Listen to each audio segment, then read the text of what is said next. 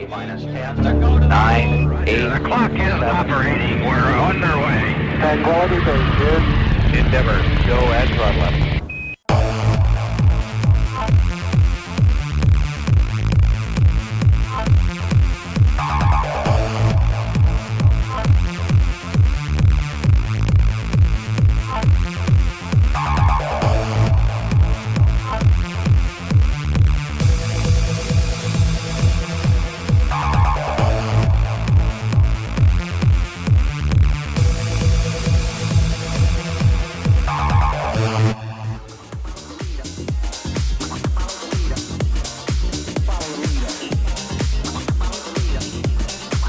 And good afternoon, ladies and gentlemen, boys and girls. Welcome to the 2020 USCSA National Championships, live from Lake Placid, New York. Here at beautiful Whiteface Mountain in the high upper Adirondack Mountains of upstate New York, and the home of the 1932 and 1980 Winter Olympic Games, as the USCSA Broadcast Network is set to bring you run number 2 of the women's and the men's National Championship Slalom. Hi, everybody. Boss Hogg alongside Trent Rosenberg as we kick it to you here from the base of Draper's Drop, right here on Whiteface Mountain, the home of the 1980 Slalom and Giant Slalom Olympic competition. And today it is the home of the 2020 USCSA Women's and Men's Slalom race. Earlier this morning, we brought run number 1 to you. Now we've got run number 2. We'll take the 2 times, we'll put them all together, and that will determine our national champion.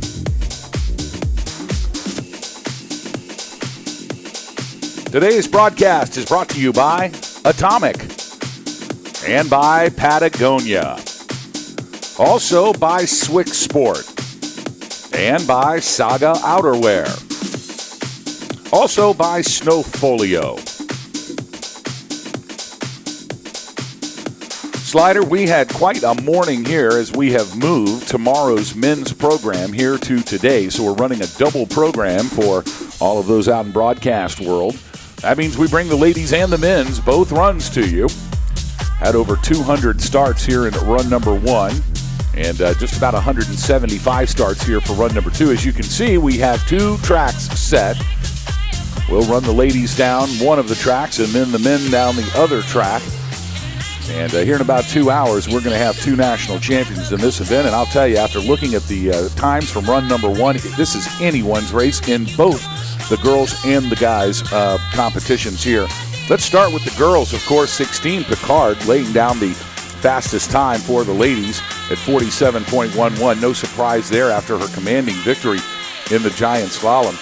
But there's 9 racers right behind her. Then all of them are within a second and a half or 2 seconds of each other. Yeah, I think you mentioned it, but in the GS race, we had Robbie Kelly and 16 Picard kind of take control right of the race early on in run 1. That didn't happen so much here for either the men or the women. So we've got people right on 16 Picard's heels. We've got people right on Ludwig Bai's heels who made a huge impact in the men's run there. Wow, who knew? As late in the starting pack, Ludwig Bai from Rocky Mountain College came in and just laid down the gauntlet. We thought we had our leaderboard there, and then he just blew it away by a half second. But as we know, the slalom, a tight event. If you try to get too out of control, it's going to be over quick. And so anything can happen. Glad you're with us on the broadcast network as we are getting ready to start.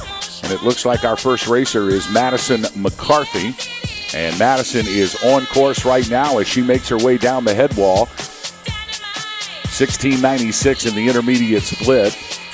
She's wearing bib number 70. She just was on the bubble for the flip, finishing in 30th place after run number 1. As you can see, we're running the ladies here, run 2 down the looker's right, skier's left portion of Draper's Drop. And a good run here for Madison McCarthy from Brown University as she'll hit the stripe here and set the standard. Yeah, 49.97 there for Madison McCarthy. Excellent second place time. Brings her total to 144.05. So Madison McCarthy, your early leader, obviously, after one racer, but right on her heels is Isabella Gigioni. Isabella Gigioni out of the University of British Columbia. Sorry, boss. Well, go ahead right there. Well, actually, it's Elizabeth Scott wearing bib number 23 here. Elizabeth Scott going second. Isabella Gigioni also on course. All right, and Elizabeth Scott finishing with a 53.93, 49.62 on this run for a 143.55 overall, moving into first place there for Elizabeth Scott. Now Isabella Gigoni, wearing bib number 8 from the University of British Columbia, making her way through the center section of the head wall. Just about 9 gates to go for Gigoni. She was 28th fastest with a 53.68 in the morning session. Now making good speed through the final 5. She can spot the line and into the corral safely. It is Isabella Gigoni from the University of British Columbia, 3rd fastest here in run number 2 of a 51.09, a combined time of 144.77. Here's Sarah Hoffman from Whitman College wearing bib number 11. Yeah, Sarah Hoffman from Whitman College, as you mentioned, majoring in geology, has a good run going so far. She was 4th fastest at the split interval, though, so she'll need to pick it up a little bit as she crests this head wall. Goes into the middle of the head wall here. 6 gates to go now for Sarah Hoffman from Whitman College, driving to the finish line. And a good second run for Sarah with a 52.06, a combined time of 145.28. Barrett Thorson now wearing bib number 29 at the top of the head wall from the University of Wisconsin at Madison. She was 26th fastest here in run number 1. Yep, and she's 3rd fastest overall so far at the split as she makes her way into this middle section of the head wall. She seems to be skiing well. Got good pace so far. We'll see if she can pick it up and get herself onto that podium in the top spot. Here comes Barrett Thorson from the University of Wisconsin-Madison. An aggressive bottom half for Barrett and a great 2-run combo. 143.19. That puts Barrett Thorson from University of Wisconsin-Madison atop your leaderboard. So it's McCarthy, Scott, Gigoni, Hoffman, and Thorson in your top 5. Meanwhile, Cornell, Singh, and Meyer on track. Yes, Senja Meyer with a 5th fastest at the split, so she'll need to pick it up a little bit as she heads into this head wall, but it seems like the last 3 racers have been doing that.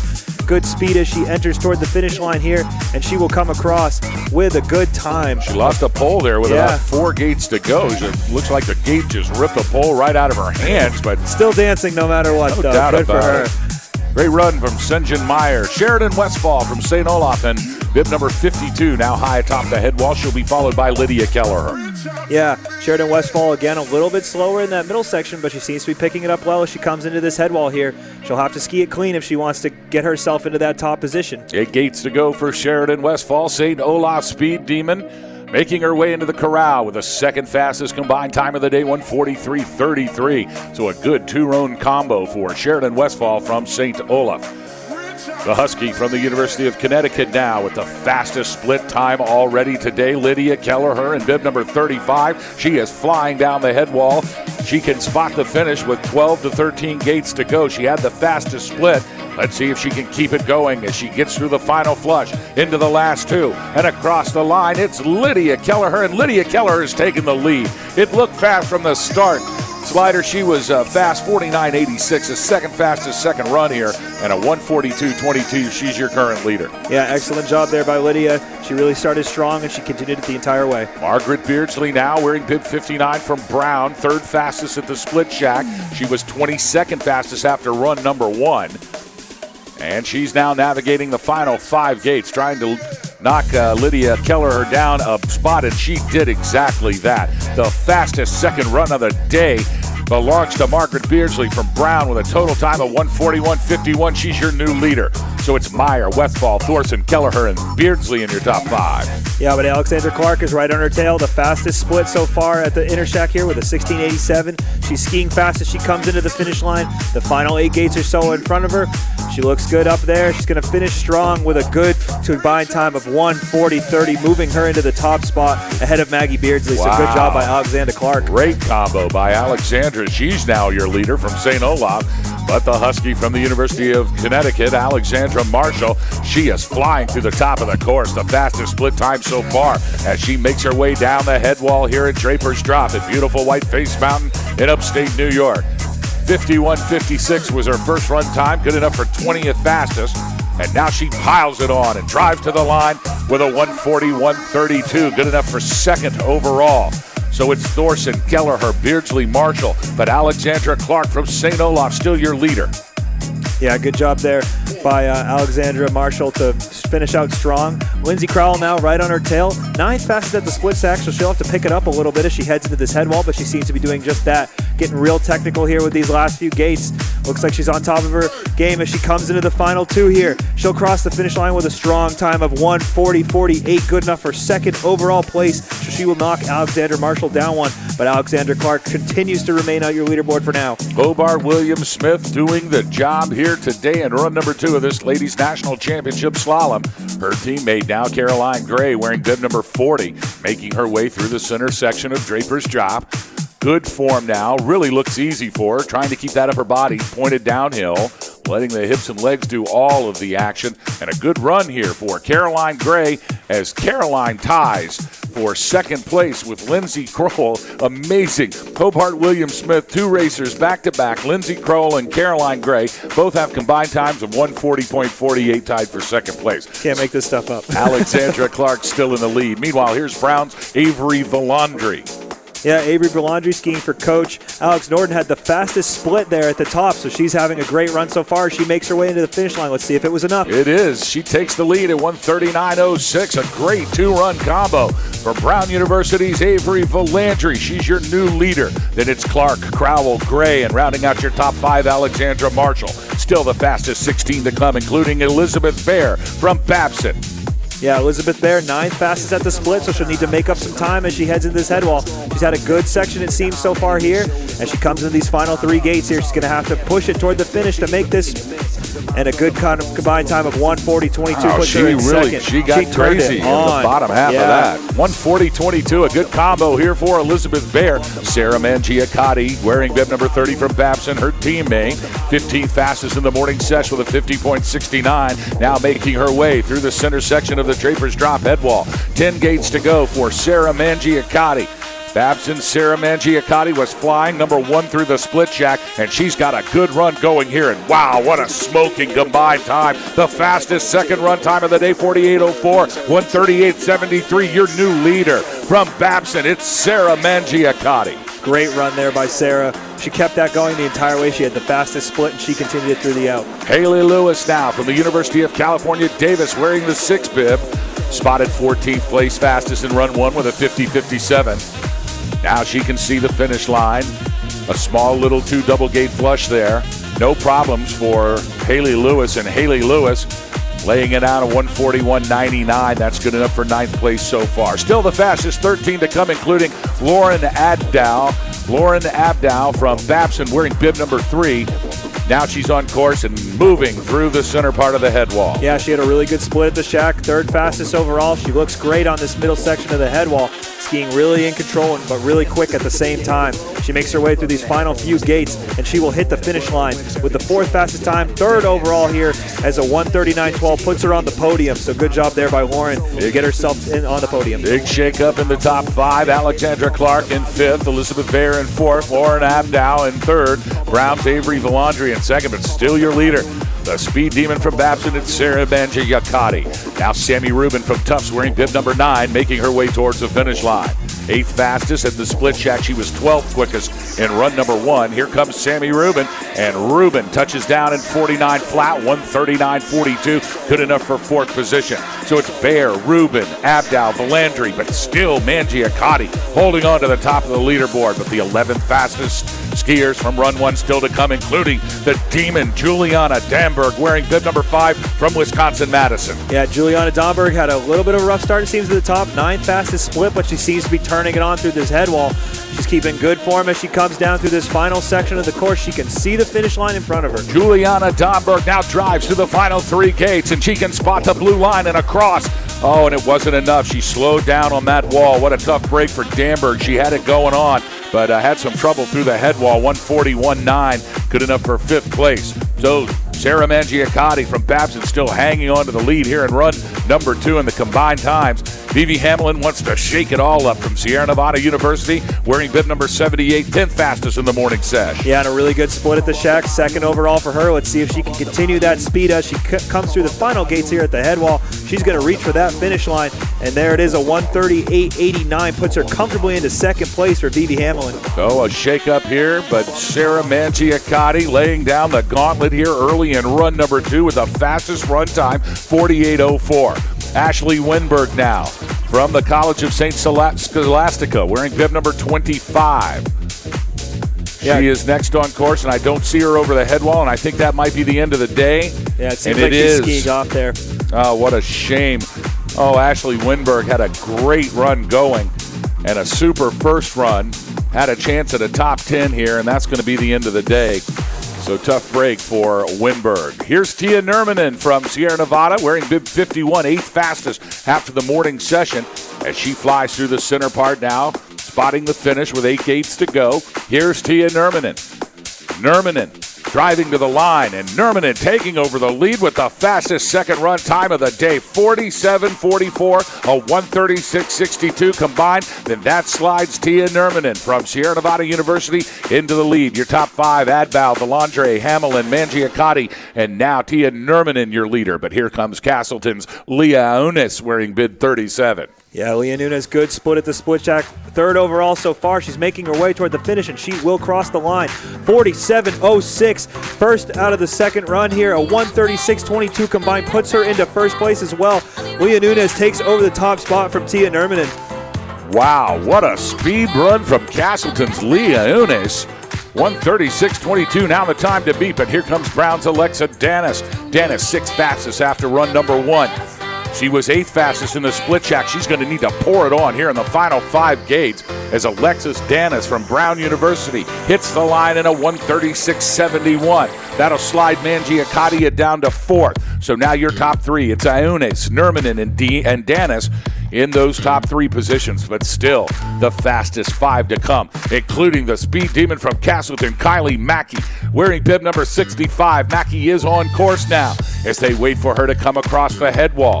She'll be followed by Rocky Mountain's Esther Jacobson. Kylie Mackey finishing second in the ladies' giant slalom. 2 days ago, had the 2 runs of her life. She even told me that, and she is skiing well here in the slalom as she makes her way through the center transition to the top of the head wall.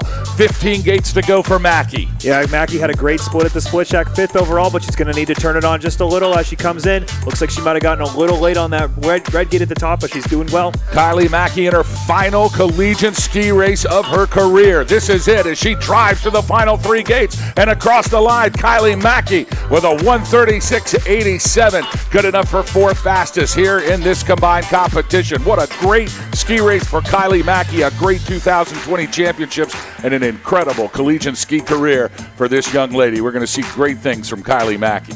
And she just got proposed to. Wait a minute. Did something just happen? Something just happened. Ladies and gentlemen, Kylie Mackey just did something. Somebody got down on a knee, and somebody opened up a box. We're watching it here on the screen. Oh, my word. And there it is, ladies and gentlemen. Who knew? Hard to kiss through the face guard there, but they made it work. I love this sport. I just love it. Congratulations, Kylie Mackey. Not only did she finish her ski career, but what a special way to end it right there. Esther Jacobson now on course with the fastest split time from Rocky Mountain College. Esther Jacobson's got it going on here, Trent. And she's going to hit the line and just blow the combined times away. Esther Jacobson just ran a 46.30 in run number 2, a combined time of 134.12, and she is your new leader by 2 seconds. What an incredible combo from Esther Jacobson, the Battling Bear from Billings and Rocky Mountain College. Your new leader here in the ladies' slalom. Yeah, Esther Jacobson, great run there, but she's got 3 fastest left behind her. She's going to have to make sure that keeps up and stays up. Caroline Rettenbacher is now on course and has the 4th fastest split at the split section. She's going to have to turn it on a little bit if she wants to catch up with Esther. Wow, Esther Jacobson has done the impossible here. She has laid down the gauntlet in run number 2, and Caroline Rettenbacher is going to have to pour it on down the head wall. to have any chance to get past Jacobson, as all of the ladies were tight in after run number 1. Here comes Caroline Rettenbacher from Castleton, third fastest in the morning session. Now through the final flush, into the last 3 gates. Here comes Caroline Rettenbacher, and she hits the line in second place. 1:35.67 the combined time, the 4th fastest second run for Caroline. So she was able to improve a little bit, but was not able to get around Esther Jacobson. So your top 5 now: Alexa Danis from Brown in 5th. It's Tia Nermanen from Sierra Nevada in 4th. Leah Ones from Castleton in 3rd. Caroline Rettenbacher in 2nd, also from Castleton, but still your leader. The battle in Bear from Billings. It's Esther Jacobson from Rocky Mountain College, still the fastest 2 to come, including Michelle Moreau from Sierra Nevada University wearing bib number 7. Moreau, the defending national champion out of Jackson Hole, Wyoming in 2019. She is an absolute speed technician in the slalom. She knows exactly how to get this job done. Here comes Michelle Moreau. Yeah, she was 7th fastest at the split check. Oh, and she skied out. It's over. Oh. It's over for Michelle Moreau. Michelle Moreau skied off course halfway down the head wall. That's going to be the end of the day for Michelle Moreau. Unbelievable as Esther Jacobson from Rocky Mountain College has survived Michelle Moreau, but still the fastest skier from the run number 1 still to come as she waits run number 2 from the start shack. It's Sierra Nevada University 16 Picard. This is a war between Jacobson and Rocky Mountain College and Picard from Sierra Nevada. And now pushing out of the start back, here comes 16 Picard. Yeah, 16 Picard. She threw down in the GS. She threw down in run 1 here in the slalom. I'm excited to see what she has planned for us. Let's see if she can catch Esther Jacobson. This is the final racer, the fastest run number 1. It is the Flippin' Ski Racing, the 30th start position. She was 5th fastest at the split shack. 16 Picard has had trouble high atop the run. Here comes Picard. She's going to have to pour it on as she makes her way to the top of the drop. She can see the finish line. 15 gates to go for Picard. Picard now driving for a double national championship. She won the giant slalom 2 days ago. She now has 8 gates to go. Here comes 16 Picard from Sierra Nevada University. Will it be enough? Yes! 16 Picard, winning back-to-back national championships. The fastest second run of the day, 46.16, a combined time of 1:33.27. Unbelievable! A brand new skier for Sierra Nevada University comes to the 2020 National Championships and wins both ladies' events. She's the GS champion and now the slalom champion. Wow, what a performance by 16 Picard. 16 Picard saved her best stuff for the last run, and that's when it counts. A 46.16, first overall on the second run, nearly like a whole tenth of a second, whole half, 2/10 of a second faster than Esther Jacobson there. Great run by 16 Picard, and way to take home that combined total. She had a big lead, Trent, in the beginning with run number 1. That is what put her over the top. She was ready to and set to go for 47.11 in run number 1. 46.16 in run number 2. They were both the fastest runs. And again, just like the giant slalom 2 days ago, when you win the first run and you win the second run, about 9 times out of 10, you're going to win the race. 16 Picard, in her first year at the USCSA National Championships, has won back-to-back national championships in the GS and slalom. And I'm going to tell you something else. I saw her at awards the other night, and she is not a big girl. She can't be 5'3", 5'4", probably weighs 95 pounds dripping wet.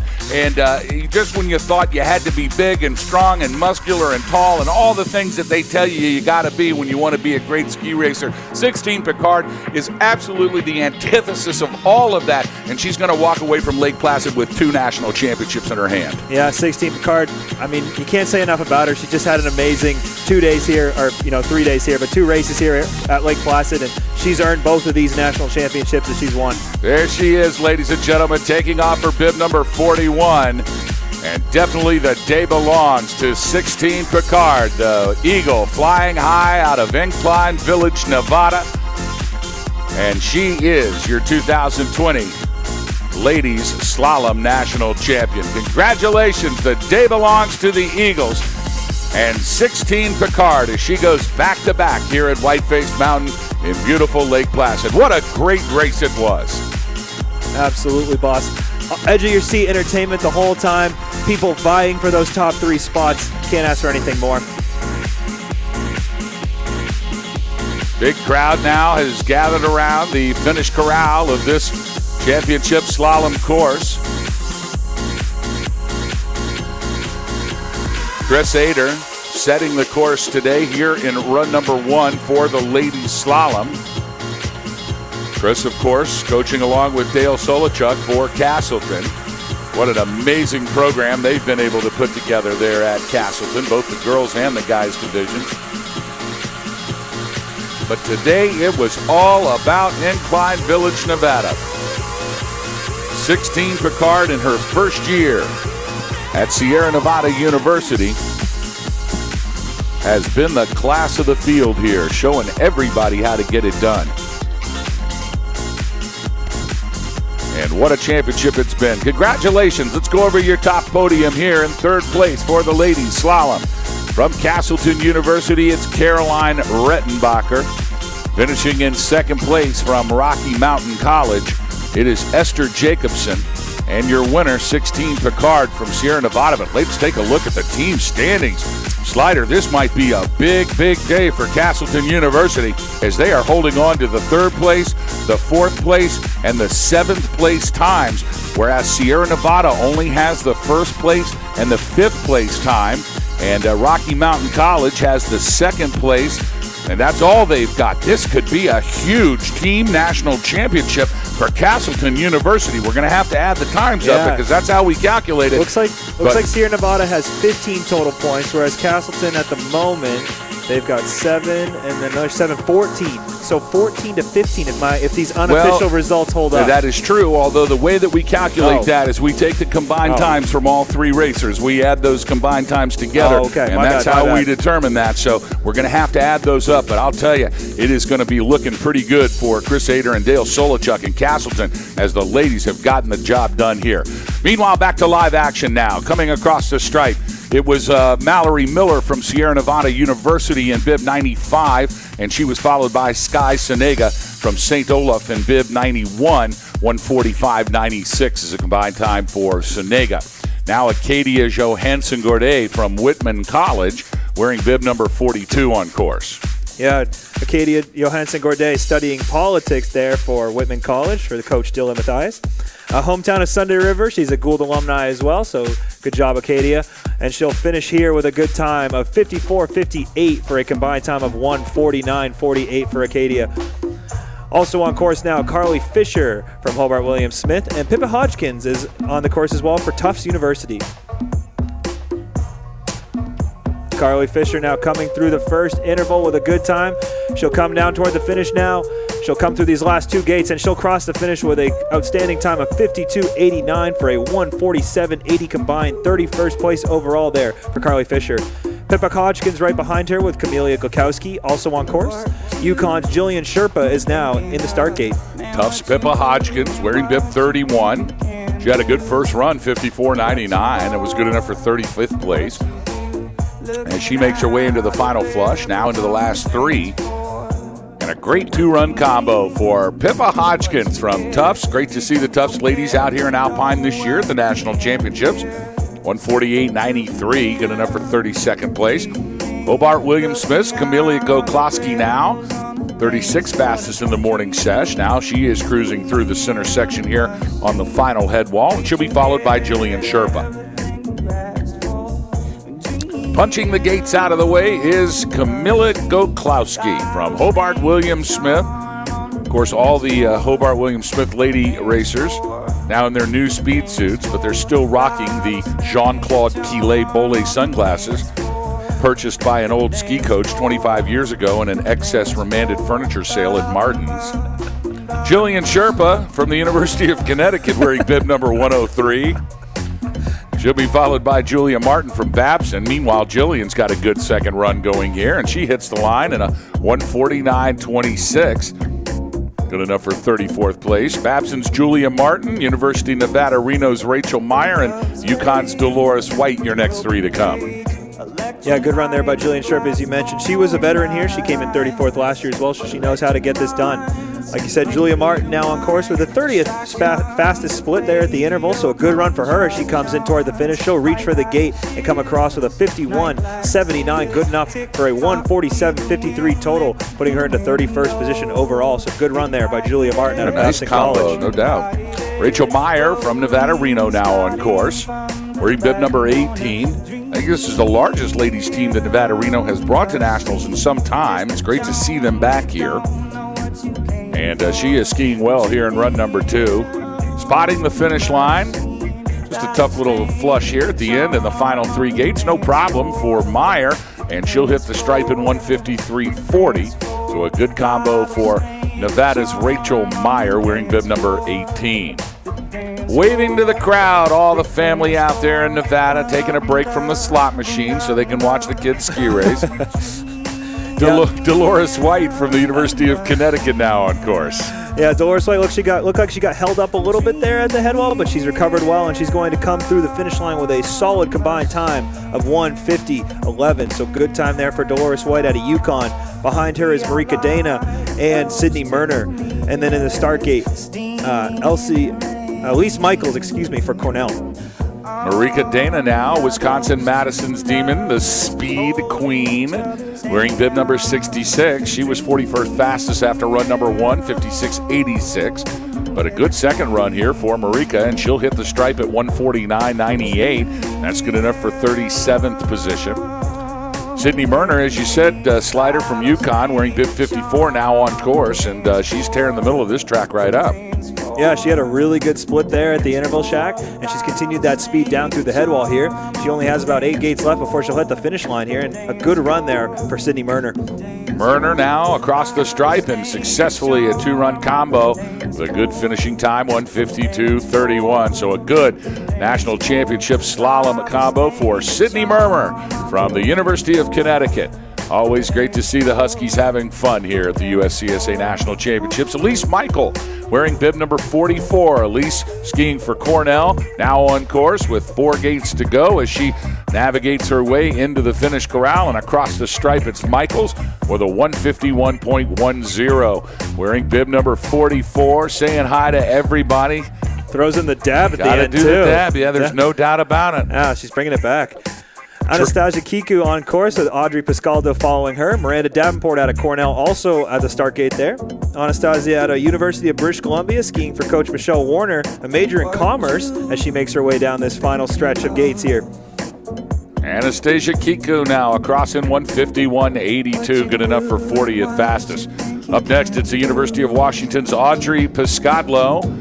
Piscadlo has an identical twin sister named Grace. I don't know if you knew that or not. I didn't. Piscadlo went to the winter school up in Park City. That's the school where you get to go to school in the spring, summer, and fall, and then all you do all winter long is do your sport. Which is skiing for her, clearly. Nice to see her out here at her first USCSA National Championships, and no problems for Audrey. She was feeling a little down. I was under the weather here before she got here, but feeling better today. And so congratulations to Audrey Piscadlo from the University of Washington. Grace sends her love to you, Audrey, just so you know. Now Miranda Davenport from Cornell University wearing bib number 99 on course. Yeah, Miranda Davenport, good split at the interval shack. Devin Hart following her from Tufts right behind, and then Maddie Regret from the University of Nevada, Reno also in the start gate. And Miranda Davenport is going to finish with a combined time of 154.29. Good run there for Miranda as she finishes up this second run. Devin Hart now on course with a good split at the interval as well. Maddie Regret has joined her, and Katie Brust now in the start gate. Devin Hart from Tufts. A good top half for Devin. She was 46th fastest at the split shack. She's going to try to pour on a little more speed here, looking for a final time. Doesn't want a DNF, wants to put the 2-run combo together to post the time at a national championships, and she does with a 155.89. What a great performance here this afternoon from Devin Hart from Tufts. You know, they're all going to be doctors. You know that? Yeah. They're all going to be doctors. They're all going to medical school, and they're all going to be doctors. Maddie Regret now from Nevada Reno in bid number 72. No problem on the top half for Maddie as she makes her way into the final 6. Easy through the flush and 2 to go and across the line. A good run here for Maddie Regret from Nevada Reno, 156.52. University of South Dakota now is Katie Brust in bib number 27. She was 49th fastest in run 1 and 34th fastest here in run 2. So she is definitely making up some time. A good run for Katie Brust here from South Dakota. And across the line with one leg up. And 1:54.26 is Katie's final time. So a good two-run combo as she successfully completes her slalom competition here in this 2020 USCSA National Championships. Boss Hogg and Slider on the mic with you. It's Super Thursday. Big men's action coming up next as we're going to crown a national champion. Meanwhile, Lily Cowan from Cornell in bib 64 hits the stripe with a 1:53.47, and she'll be followed by Tufts Annette Key wearing bib number 62. Yeah, good split there for Annette Key at the top, 42nd overall. Natalia Doroji from Columbia University, I believe, is the CU. Yep. She'll be behind her. She's in the start gate. And again, so we see Annette Key coming down now in the head wall, skiing well as she comes through this middle section. She can see the finish from here, and she knows how much further she has to go. So it's time for Annette to pour it on.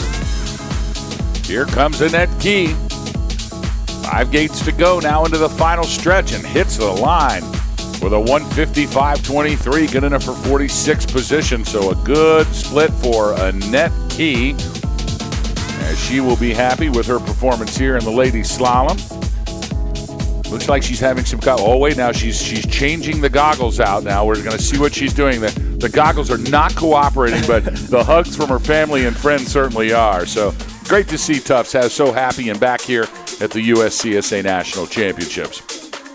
Natalia Doroji from Columbia, wearing bib 13 now on course. She'll be followed by Mackenzie Price. After Mackenzie, we will see Whitney Fitzgerald, Roan Wilson, Elsie Childress out of Bogus Basin, and Idaho, Hannah Clancy, Elizabeth Jacobs, Erica Debley, and Kira Lewis, your next 10 to come down. Here's Natalia Doroji from Columbia University. Through the center section of the head wall now, spotting the finish. 8 gates to go here for Natalia, wearing bib number 13. And a great second run for Doroji. 58.12, combined time of 1:58.11. Mackenzie Price is next from the University of Washington. Yeah, Mackenzie Price had another good interval at the split shack there. She comes down. Whitney Fitzgerald to follow her, and then Roan Wilson, as you said, in the start gate now. Mackenzie Price skiing out of the University of Washington with Whitney Fitzgerald out of the University of Virginia right behind her. And Mackenzie Price will come through the finish line here with a 53.33 for a combined time of 1:55.50. 47th overall here on the second run, so good run there from Mackenzie. Whitney Fitzgerald from the University of Virginia now, the Cavalier out of Charlottesville, and she got just a little low. She's still on course. She's made the gate now. She's got to get back in the rhythm, try to regain her focus so she can make these final 15 gates. And it looks like she is back into the rhythm. Yeah, Whitney Fitzgerald trying to survive this run number 2 and post a final time, and she will do that indeed. So a good recovery halfway down the head wall for Whitney Fitzgerald, the Cavalier from Charlottesville. She's got a great run. Yeah, really impressive to recover from that small slip there for Whitney. We talked about all in that first run how hard it is to get yourself back mentally checked in after a slip up. She did a great job there. Here's Roan Wilson from the University of Idaho, 55th fastest after run 1. Roan in her first USCSA National Championship here, skiing for the University of Idaho. And she hits the line in 2:00:57. Here's Nevada Reno's Elsie Childress. Yeah, Elsie Childress with another good split at the split shack here. She's followed by Hannah Clancy, who has also joined her on course, with Elizabeth Jacobs from University of Wisconsin-Madison up at the top of the course. Elsie's got a good center section here.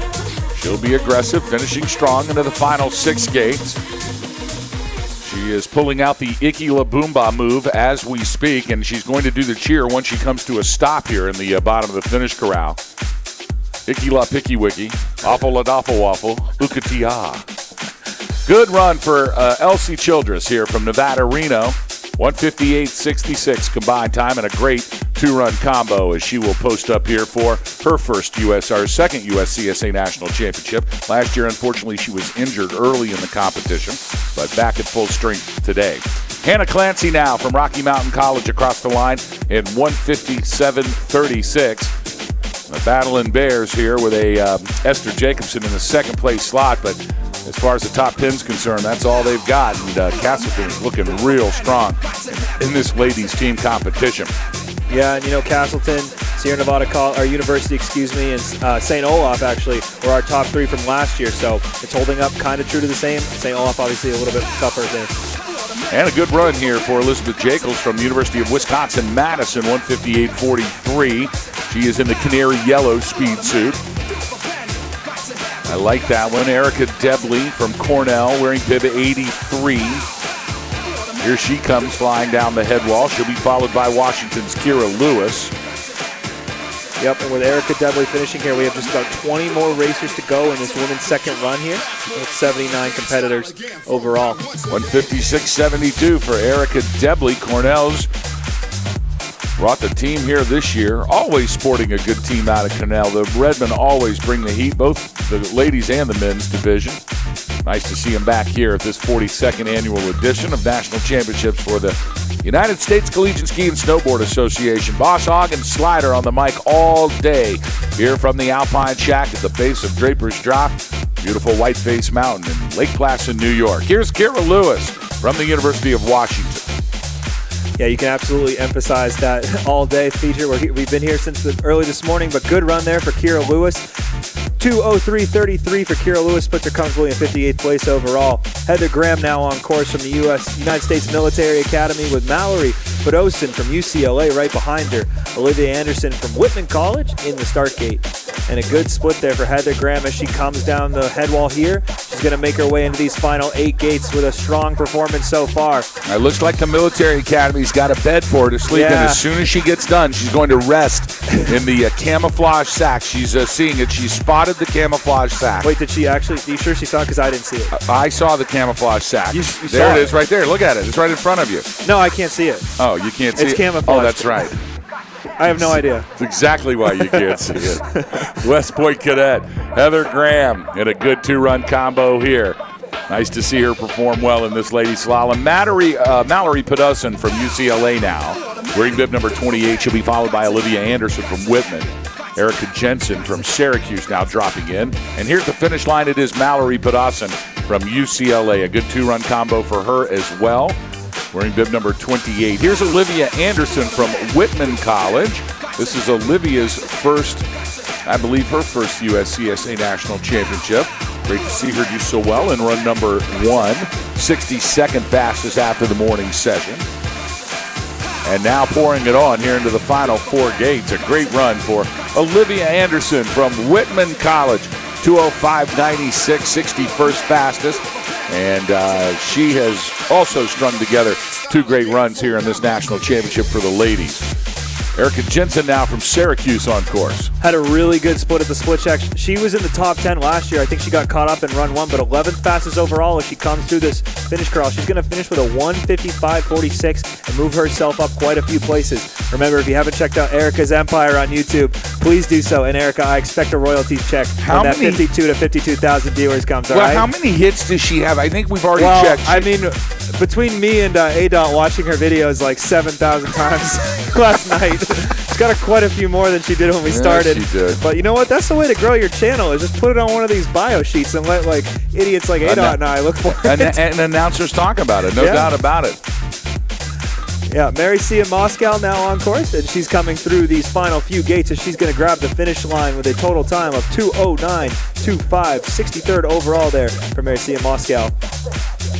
Now, Erica Jensen, just by the way, from Syracuse University, came in and she had a tough run number 1 with a 1:04.62, but came and followed it back with a 50.84, 27 fastest in the second run. She threw down the gauntlet for the second run.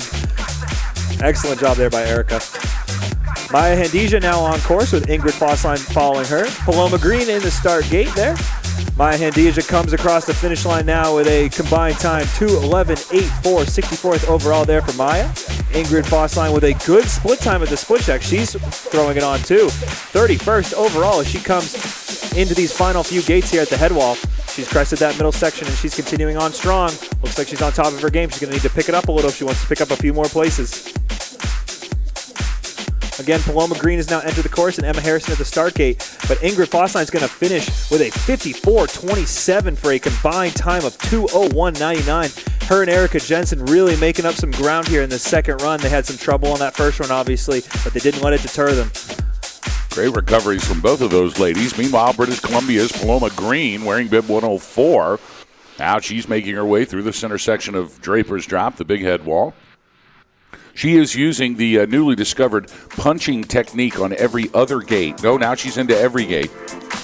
This was developed by Mike Bisnair back 15 years ago. Of course, each UBC racer required to carry a Mike Bisnair voodoo doll in their speed suit with them at all times. Of course. You know, these kids probably don't even know who Mike Bisnair is. They have no idea who. They're just tuning out. But the people that do know. Well, he was a national champion from the University of British Columbia. Yeah. Right when I got started in the USCSA, he was the man with the plan. So we always loved to talk about him. And it worked for about the first 4 or 5 years when kids still knew him and everything. It was still that and the Bisnair family is a famous family in ski racing, University of British Columbia. Like, I think Mike's sister and maybe 2 cousins and a whole bunch of people went there. But anyway, University of Virginia's Emma Harrison. They're just told to put a voodoo doll in their speed, so they don't tell them who it is. It's like, here, put this in. Put this in there. Don't worry about it. 2:13.35 for Emma Harrison, the Cavalier from Charlottesville. Now Nevada Reno's Lydia Ringer in bib number 55. And Lydia was 70th fastest in run number 1, and she's going to make up some time there, up to 65th now with a 2:09.44 combined time. So a good combo for Lydia Ringer from Nevada Reno. Wynn Barsanti now, the Cavalier from Virginia, is on course. She'll be followed by Virginia Tech's Audrey Sancartier. And British Columbia's Sophia Sargent awaits her second run from the start shack. Yeah, boss, just about 7 or so more racers to go here as we close in on the end of women's slalom run number 2. I know it's been a long day, but these women have thrown it on the gauntlet for sure. It's been exciting to watch, and we're excited to kick off the men's race as soon as this one ends here, so stay with us. Don't even leave. We're not going to go off the air. We're going straight into the men's competition while Wynn Barsanti there from the University of Virginia giving us big smiles. A great slalom championship for her here in Lake Placid. Here's Audrey Sancartier from Virginia Tech wearing bib number 15. She'll be followed by British Columbia's Sophia Sargent and now Isabel Ullman from Virginia, also in the start shack. Great to see the Cavaliers here, bringing the full Alpine team with them. They had a great regional championships down in those southern regionals. And Audrey Sancartier from Virginia Tech hitting the line in 2:25.06 combined time. Yeah, excellent run there for Audrey. Way to finish it out strong on that second run. Sophie Sargent now on course with Isabel Ullman also joining her. Caroline Crowell is from Columbia University in the start gate. And a good run here for Sophie Sargent as she made up some serious time at the interval. Looks like she's coming through the finish line now as we speak. She'll grab the line and end up with a 2:13.10, moving herself up quite a few spaces there. Good run by Sophie Sargent. Isabel Ullman. She'll be next from the University of Virginia. Here she comes.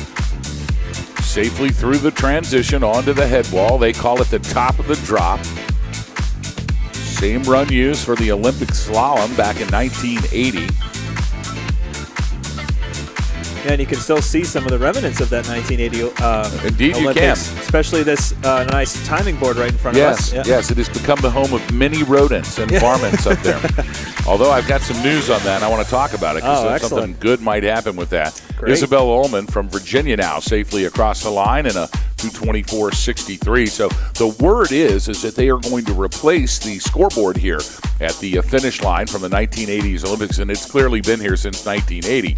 But they're going to replace it, and instead of replacing it with something new, they're going to replace the exact same shape of that scoreboard with the little square in the top and then the big long. They're going to replace that with a full video matrix board. And they can make it look like the old board if that's what they so choose to do. So when we're here the next time, there's going to be full-on video of the USCSA broadcast network on that video monitor. We can't wait for that. Excellent. Yeah, Caroline Crowell now coming through the finish line here with a 2:29.29. Excellent run for Caroline. She blew a nice kiss to the camera. Looks like Rachel Tanner's had a little bit of trouble here with one of the gates, which is too bad because she had made up quite a bit of time at that interval. 30th fastest at the interval for Rachel Tanner. And she's going to try to get herself back into rhythm here as she comes through these final 2 or 3 gates. She's going to make her way to the finish and reach for that line. Good time of 2:27.27 there for Rachel Tanner. She had made up quite a bit of time at the interval, but then it looks like it fell apart again on the hill. But good job overall today, Rachel Tanner. Way to lay it out on the line. Our last few racers now coming down the course for women's slalom run number 2. Victoria Reitman's on course, and she will be joined shortly by Jessica Boyers from Whitman College. Good run here for Victoria as she makes her way through these final 5 or 6 gates. She's through the flush, coming down toward the finish line. She's going to reach for it here, grab the tuck, and in safely with a 2:32.01 for Victoria Reitman. Jessica Boyers now on course with our final racer of the day, Autumn Thaxton, now getting set in the start gate.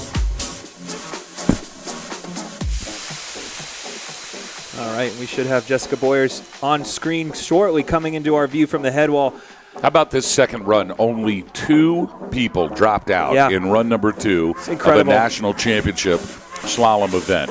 I think that is just an absolute testament to the quality of this course, and it has been difficult. This has been no easy week in ski racing course preparation, I can assure you. We've had every weather we could have possibly had in the last 4 days. Since we arrived on Sunday, I think we've had every temperature range we could have possibly expected in here on March 12th. And it's so easy to quit on a track, too. It's so easy to just say there's nothing else we can do with it. Yeah. And there is none of that here at NICEF.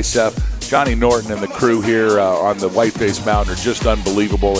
And that in combination with almost 100 volunteers from the USCSA from all over the United States. People who take a week's vacation away from their jobs, and they don't go to Mexico, and they don't go to Hawaii or the Caribbean, or they come to a ski race so they can participate and work all day and night in the cold and the snow and the wet and the rain and every other thing we've had here. And it's all of those people together that make this event possible. And we got to see that today. An absolutely perfect ski track for this second run of the ladies' slalom. Sadly, Jessica Boyers has skied off, of course. That's going to be the end of her day. And so our final racer from the University of Nevada, Reno is Autumn Thaxton, wearing bib number 90. And good run here for Autumn as she makes her way toward the finish line. She's only got about 8 gates left before she'll hit that line and be done with run 2, and we will conclude the second run of the women's USCSA Slalom championships here. And good run there for Autumn Thaxton. She's come through the finish line with a combined time 2:42.60. Excellent job by Autumn. And like I said, that will now conclude, I believe, our women's run here, as far as I'm aware. It does indeed. That is correct. That's the last racer for run number 2. Let's go down to your top 10 here. Finishing in 10th place for the women's 2020 National Championship Slalom. It's Avery Villandry from Brown University in 9th. Vivi Hamelin from Sierra Nevada. In 8th, Sarah Mangiacotti from Babson. In 7th, it's Kylie Mackey from Castleton. In 6th, Alessa Danis from Brown University. Rounding out your top 5 here for the ladies slalom. Finishing in 5th from Sierra Nevada, it's Tia Nurmanen. Then in 4th, Lee Aones from Castleton. In 3rd, Caroline Rettenbacher, also from Castleton. In the 2nd slot, Rocky Mountain College's Esther Jacobson. But today belongs to the champion, back-to-back national championship victories from Sierra Nevada University, the Eagle from Incline Village. 16 Picard takes home the top prize here today, as she will back up what she did, winning both the first and second run in the giant slalom, and now this morning winning the first and second run in the slalom. I'll tell you, she is the prize, the real prize here in Lake Placid in 2020. Yeah, 16 Picard. She showed us what ski racing's all about. Amazing runs in both the GS and the slalom, as you mentioned. It was incredible to watch from here. I know all the fans enjoyed it as well. So thank you, 16, for throwing down an amazing run, and to all the women out there who put down a tremendous effort today into the slalom. We're going to stay right here. We're going to let you enjoy some of the beautiful sunshine that's now popped out here. You know, that's the great thing about the weather in New England. If you just wait 15 minutes, it'll change. About 1:35 local Eastern time here in Lake Placid at Whiteface Mountain. And instead of going off the air and bringing it back when the boys come down, we're just going to wait for them. So sit back and enjoy it. We'll give you some views here of the surrounding area and beautiful Whiteface Mountain in Lake Placid. And we'll be back with live coverage of run number 2 of the Men's Slalom National Championship just moments away. Stay with us.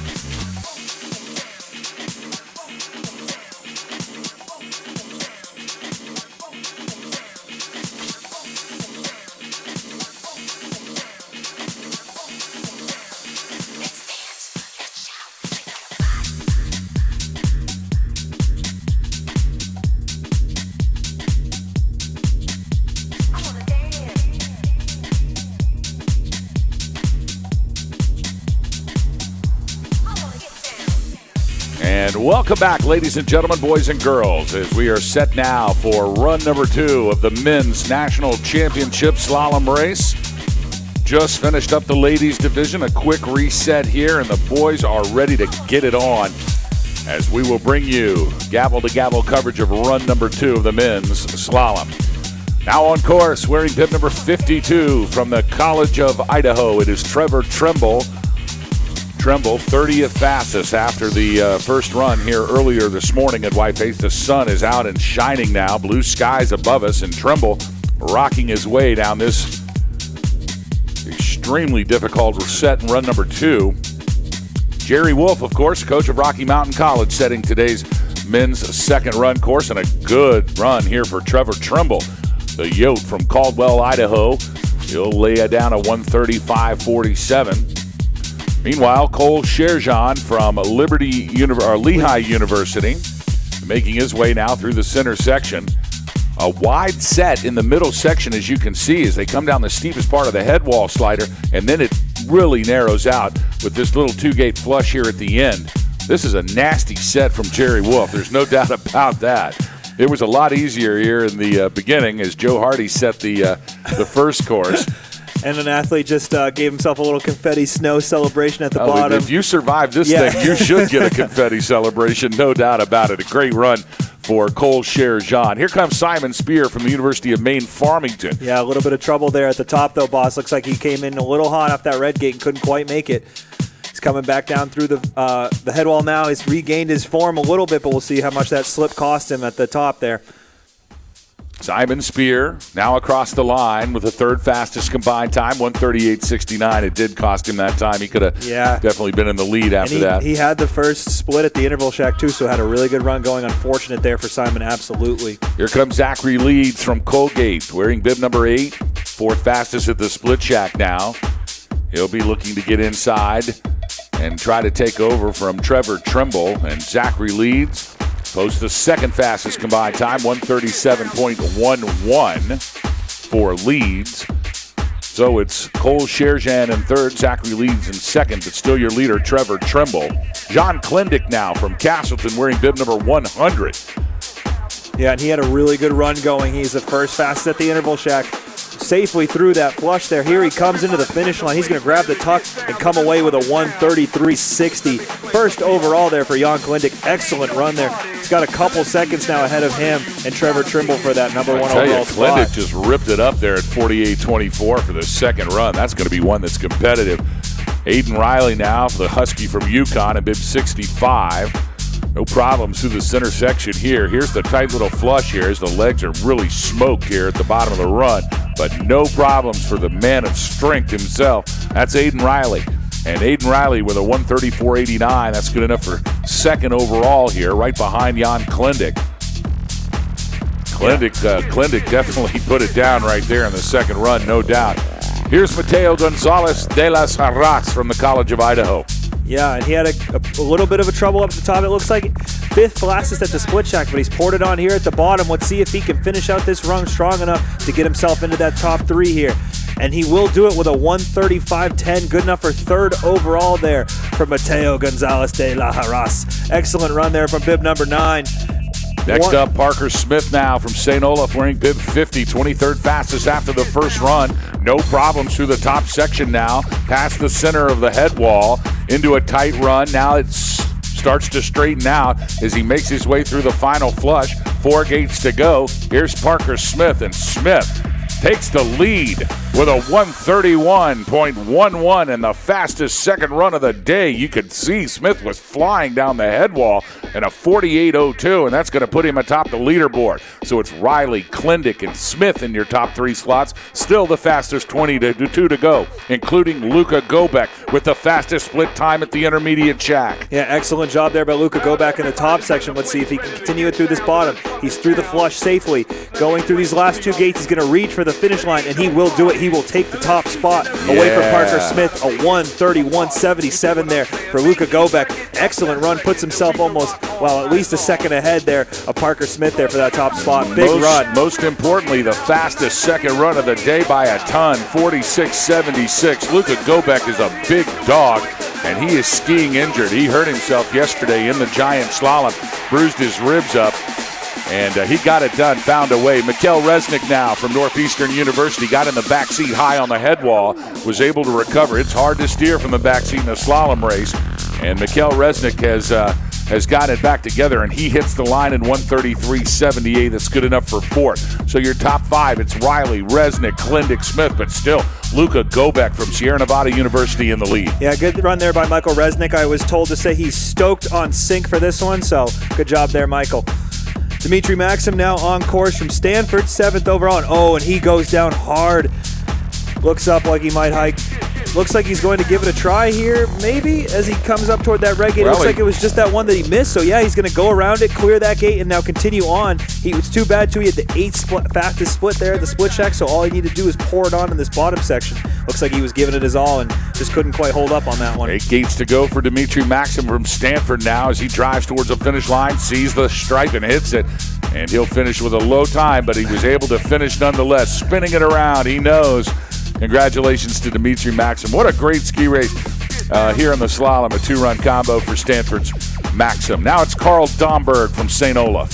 Yeah, Domberg with a good split. He'll finish quickly here on us. 1:33.12 puts him into the 3rd overall spot, right behind Luka Gobek and Parker Smith there for Carl Domberg. So somebody took out the fencing here in the bottom. We're going to need to get Dale over there to fix it.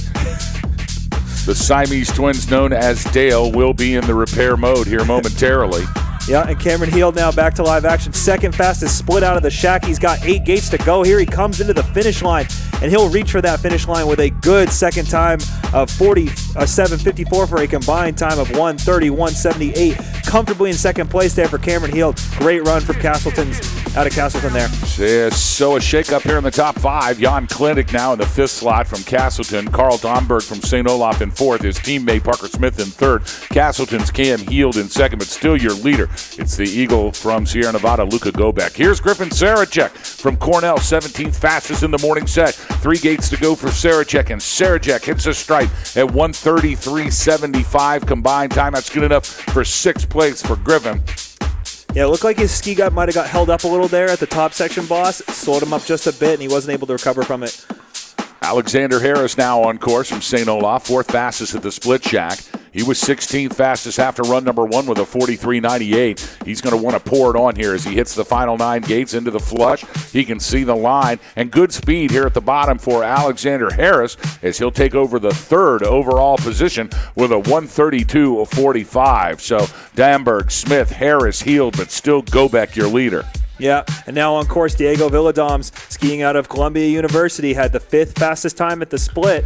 And it looks like he skied off. Unfortunately there for Diego. He's having a great run too, but that will be the end of his day, unfortunately there for him. Columbia University's Diego Villadams had it going on, but unfortunately had to ski out right there, and that is going to end his day. We will see him hopefully again here for the dual panel slalom coming up here on Super Saturday on Saturday morning.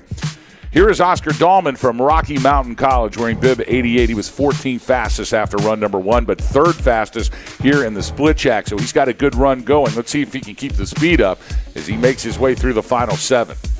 Yeah, good run for Oscar Dahlman. Like you said, 3rd. Here he goes reaching for the line. He will do it. He will take 1st overall away from Luka Gobek with a 1:31.63 there for Oscar Dahlman out of Rocky Mountain College. So great run for him there as he will take over, like I said, the top spot. Oscar started with Rocky Mountain last year. It was the first time we got an opportunity to see him race out in Jackson Hole last year. And certainly he is still on his game as he is back here for his 2nd USCSA championship in Lake Placid. Good job, Oscar Dahlman from Rocky Mountain College. His teammate now, Philip Johansson, wearing bib number 64, was on course, but we do not see. There he is. Now he's got a split time, so we know he's still going up there. And now coming into our view, it's Philip Johansson from Rocky Mountain College. Yeah, good split time for him. 5th overall. He's going to need to pour it on a little bit here, though, if he hopes to get on that podium early on here. Looks good at the top of the course. Good line, keeping his feet in front of him here. And he's going to make his way down to these final about 10 gates or so. Here comes Philip Johansson, the Battling Bear from Rocky Mountain College, and he hits the line in the fastest overall time of the day. What a great recovery on the head wall from Philip Johansson. He'll take the lead at 131.12, a rocket ride here in run number 2 for Johansson. Meanwhile, Clarkson's Andrew Jovien in bib number 57. 12th fastest, and he's gone down. Jovien has slid down.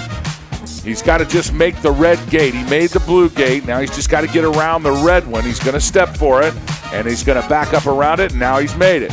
So he's back on course. Andrew Jovien from Clarkson. Let's see if he can keep his head together. This is a tough section here at the bottom, and it gets fast quick, but no problems for Jovien.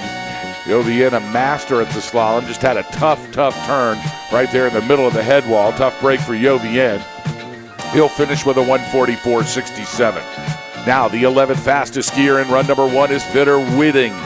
Vidar Whitting in bib 71. And Whitting now across the stripe with the fastest combined time of the day. Boy, he laid it down. Vidar Whitting from Sierra Nevada University. He's had a 130.05, and he is your new leader. Wow, the speed from Whitting as he made his way into the final 8 gates was quite impressive. He picked up amazing time down the head wall. Yeah, he has about a second lead there on Philip Johansson out of Rocky Mountain College. I mean, Incredible he run. came down the head wall as fast as I've seen today. So a shakeup here in the top 5. It's Castleton's Cam Heald in 5th. Luca Gobeck from Sierra Nevada in 4th. Oscar Dahlman from Rocky Mountain in 3rd. His teammate Philip Johansson in 2nd. And now your new leader, the Eagle from Incline Village, it's Vidar Whitting. All right, looks like Jack Blanchard from Babson College now has entered the course. Just started here, so we'll get a split time for you in a second here as he comes through. Currently in 9th place overall at the split shack for Jack Blanchard, with Matt Isles now from UConn in the start gate. We are now into the top 10 from the morning session, run number 1. These are the big dogs. They are ready to eat.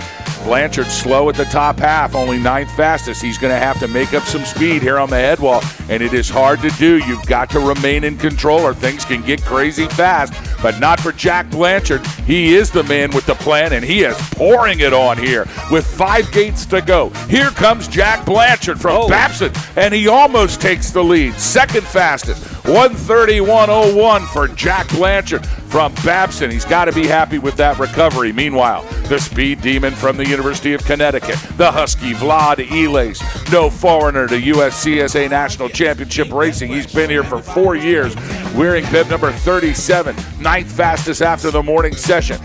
He was 9th fastest in the split shack, so he too, much like Jack Blanchard, will have to make up some time here in the bottom as Vlad Elias crosses the line in a 131.51. That's good enough for 4th fastest here for the combined times for the men. Alexander Selberg from Rocky Mountain College wants to shake it all up as he makes his way down Draper's Drop. Yeah, and he had a good split 3rd overall there at the course, so he's got a chance to do it. He has to remain calm on his feet and make it through these last 10 gates here. As he does, he's coming into the final flush here. He's done a great job of containing his speed. Here he comes to the finish. He's going to reach for it, and there it is, a 129.99 for Alexander Selberg. Takes the top spot away from Vidar Whiting. So your current leader now, Alexander Selberg, a great split at the top. Here comes Paul Reckberger, though, from Castleton University. 3rd fastest at the split shack. He was 7th fastest after the morning session. And Paul Reckberger knows how to get it done here into the final 8 gates. He's not going to leave anything on the table. As the speed demon from Castleton University, Paul Reckberger, he's able to stay on course. He hit a gate and now punching his way into 130.57. That's good enough for 3rd position here for Reckberger. Still the fastest 6 to come, including Castleton University's Robbie Kelly, yesterday's national giant slalom champion here, winning both run 1 and 1-2. He was 6th fastest in the morning session, but he is pouring it on now. 2nd fastest at the split shack. Here comes Robbie Kelly from Castleton University. What a move through the splits, and now across the line, and he'll take the lead. The fastest time of run number 2, 46.18 and a 128.58 for your new leader. It's Robbie Kelly. Yeah, Robbie Kelly, amazing run there. Had the 2nd fastest time at the split, but then really made up some time as he came through. Big run here. Took the top spot by at least over a second there, it looks like. That is an incredible run number 2 from Robbie Kelly. 128.58 now, the combined time to beat. It's Kelly, Selberg, Whitting, Reckberger, and Blanchard, your top 5. But still the fastest 5 from run number 1 to come, including Jack Binney wearing bib number 6. And Binney has had troubles up high. Yeah, Binney has had to hike up high, and that's going to be the end of Jack Binney's chances for a podium here in this men's slalom. Now he's just fighting because he's got guts and he's a man, and he's going to come down this hill no matter how bad it was on the top part of the course. He's going to show himself that regardless of how it starts, it can always end the way he wants it to end. And what a great finish for Jack Binney from Babson as he'll hit the line in 21st position with a 1:37.41. We knew it was tough up top, but boy, he had the guts to make the end of the run. He could have skied right out, but instead he said, I'm going to finish this thing because I'm here and this is what I do. What a great run for Jack Binney. Tough break for him. Adrian Romberg now on course from Sierra Nevada University. This man has won a national championship. He knows exactly how to get it done. And take a look at the split times. 15:96. He's the fastest man down the hill so far. Here comes Adrian Romberg. Yeah, he's going to have to keep it up if he wants to take over this top spot from Robbie Kelly, but he's got an excellent chance. He is skiing like a man on a mission, but it looks like he was a little late on that blue gate, and now a little late again. Let's see if he can get it back under control in time to make this split happen. What a wild ride for Romberg through the middle section. He was so fast off the top of the hill. Let's see if it's cost him too much as he makes his way through the finish line, and it has. Only good enough for second place for 1:29.81. It still keeps Robbie Kelly high atop the leaderboard as Romberg struggled in the back seat down the head wall. He was able to keep it together only through just rock-solid core strength, but what a wild ride Romberg just took down Draper's Drop. Yeah, Romberg really, he went for it there, and that was exciting to watch. It's a bummer that he wasn't able to pull that out because that run was incredible up until that top section there. Man, he was hot on the top half of this run. And it looks like Matthew Chambers now has had some trouble there at the top as well. Lost 21st at the split check, but he seems to be coming down with some speed. He was third fastest after the morning session. His best opportunity for a national championship, but he blew it up in the top half of the course. And he's late getting down the head wall here. It looks like he's losing a lot of speed as he makes these gates. He's going to try to reclaim it and get it back under control. Let's see if he can do it in these final 8. Here comes Matthew Chambers, and Chambers will dive into the finish corral with the 8th fastest combined time of 1:31.45. But much like Jack Binney, he went ahead and said, I'm still going to ski as fast as I can. Had some troubles high atop the hill, but has now completed his run. So congratulations to Matthew Chambers. Still the fastest 2 racers to come, including the second fastest of the morning session from Sierra Nevada University. It's Jordan Cashman. Anybody can win this race. Kelly's still ahead of Romberg and Selberg, but we've got Jordan Cashman yet to come. Yeah, it might be in a slight course hold here, boss, as they do some minor tweaks to the course. Make sure it's all tightened up there for these final 2 top 30 here. The 2 big dogs left to come out of the starting box. Jordan Cashman with a 42.07 in run number 1, and Ludwig Bai from Rocky Mountain College with a 41.55 in the morning session, almost a half second faster than anyone else in the field. Yeah. And all Kelly can do is sit and wait and see how Jordan Cashman will fly down this mountain. He is underway. Cashman is pushed off from the start shack. He is on course, wearing bib number 42. The Eagle from Incline Village. It's Jordan Cashman. Let's take a look at the intermediate split. He was second fastest in the morning session, and he has had tough times up high as well. 13 fastest at the split shack. Cashman's going to have to pour it on here in the bottom to get ahead of Kelly. Jordan Cashman now trying to make up the time he lost in the top third of the course. And now it's over. And now it's over. It's over for Jordan Cashman. He's going to try to make the gate and finish anyways, but what a tough, disappointing break as Cashman trying to collect the time he lost earlier in the run here in the lower half, and it's going to cost him. You could tell he got a little back seat there, boss, and just couldn't quite make his way around that red gate at the top. Unfortunate for Jordan Cashman, too. It seemed like he struggled in both the top and the bottom sections a little. Is Robbie Kelly going to survive from the 6th position here in run number 1? Well, he has 1 racer left to go, and that is the speed demon himself from Billings, Ludwig Bai, in his first USCSA National Championship, and Ludwig Bai is on course. Here comes Rocky Mountain College's Ludwig Bai as Robbie Kelly waits at the bottom from Castleton to see if he's going to go back-to-back in 2 national championships here in Lake Placid in 2020. But Ludwig Bai has got some more ideas. 5th fastest at the split chat for Ludwig Bai. So he might be taking it easy. He saw other racers up there have trouble. Now Ludwig Bai is in the back seat. He's flying around the course. Ludwig Bai has had to scrape speed. He is not in perfect form now. He's trying to collect himself. Ludwig Bai is moving through the center course here. He had a half-second lead. 5 gates to go before the flush. Now he's through the flush. He can see the finish line. Ludwig Bai wants to win a national championship. It's not enough. 129.33. Ludwig Bai is going to finish second here in the men's slalom national championship. And amazingly, much like 16 Picard did in the ladies division, Robbie Kelly from Castleton University is your 2020 USCSA men's slalom national champion. What an incredible ride. Robbie Kelly went down here in run number 1. Take a look at the times of run number 2, 46:18 for Kelly. The second place time was 46:76, and he was able to squeeze ahead of Ludwig Bai and Robbie Kelly, taking home the big prize today. Back-to-back national championships for the Castleton College's Robbie Kelly. Unbelievable performance from this young man here today. Yeah, Robbie Kelly, Ludwig Bai, they left it all on the course today, and that's all you can ask for, really. All these competitors in the top 30 really gave us a show. It was exciting to watch. I'm sure it was exciting to watch for the fans as well. Congratulations to Robbie Kelly on those back-to-back championships here in the USCSA 2020 Nationals. What a day for Robbie Kelly. What a meet for Robbie Kelly. The entire national championships for the Castleton program. Let's take a look at these times now. We've got Kelly in first. We've got Ludwig Bai from Rocky Mountain in second. Adrian Romberg from Sierra Nevada in third.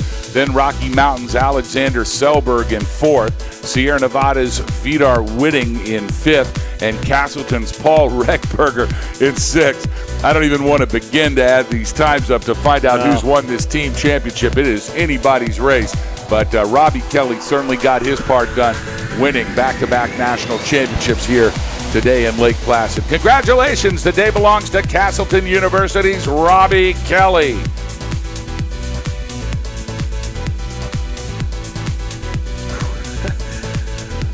I'm just awestruck. I'm just still recovering. I'm sorry, but that was exciting. I mean, just watching those racers come down through the course, I'm on the edge of my seat. I'm breathless. We had 6 of these guys. Adrian Romberg, the last year's national champion in the slalom.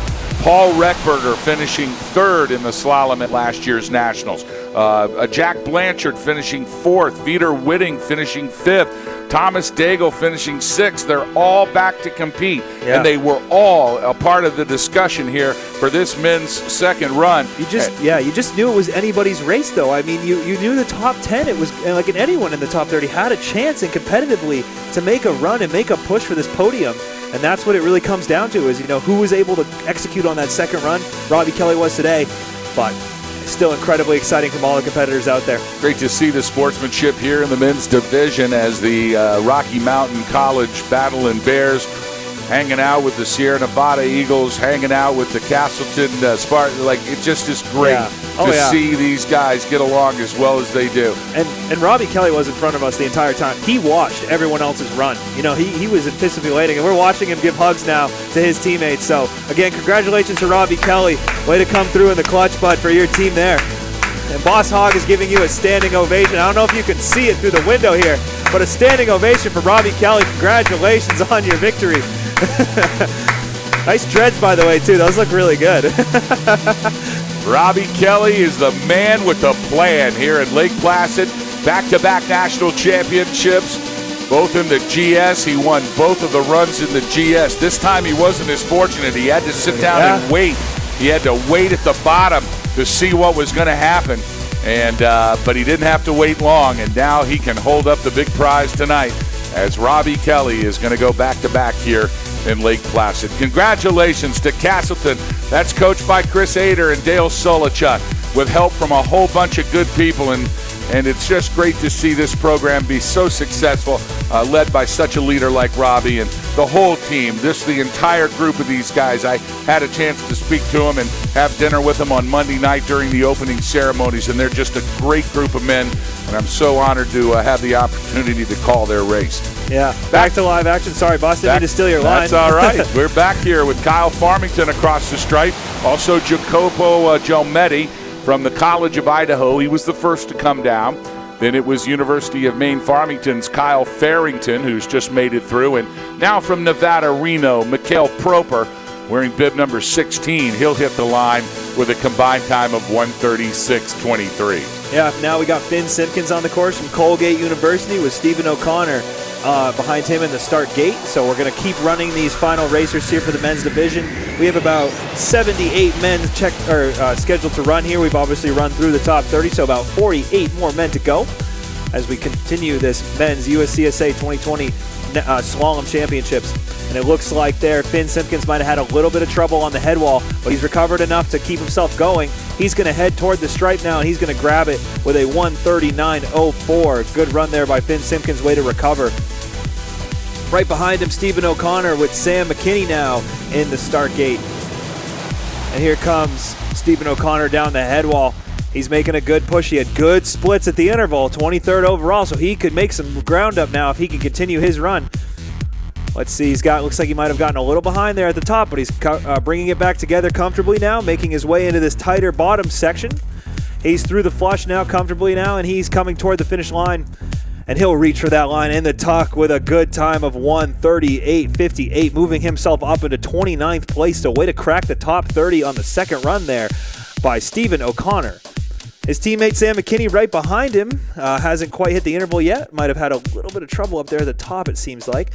Gabe Lassard now in the start gate from St. Olaf College. Yeah, Sam McKinney definitely had a little trouble up there at the top. A 33.30 on the split means he got caught up on something there, but he's back on course now and coming down this top head wall here. Draper's drop has seemed to be no problem for him so far as he's made his way comfortably down this hill.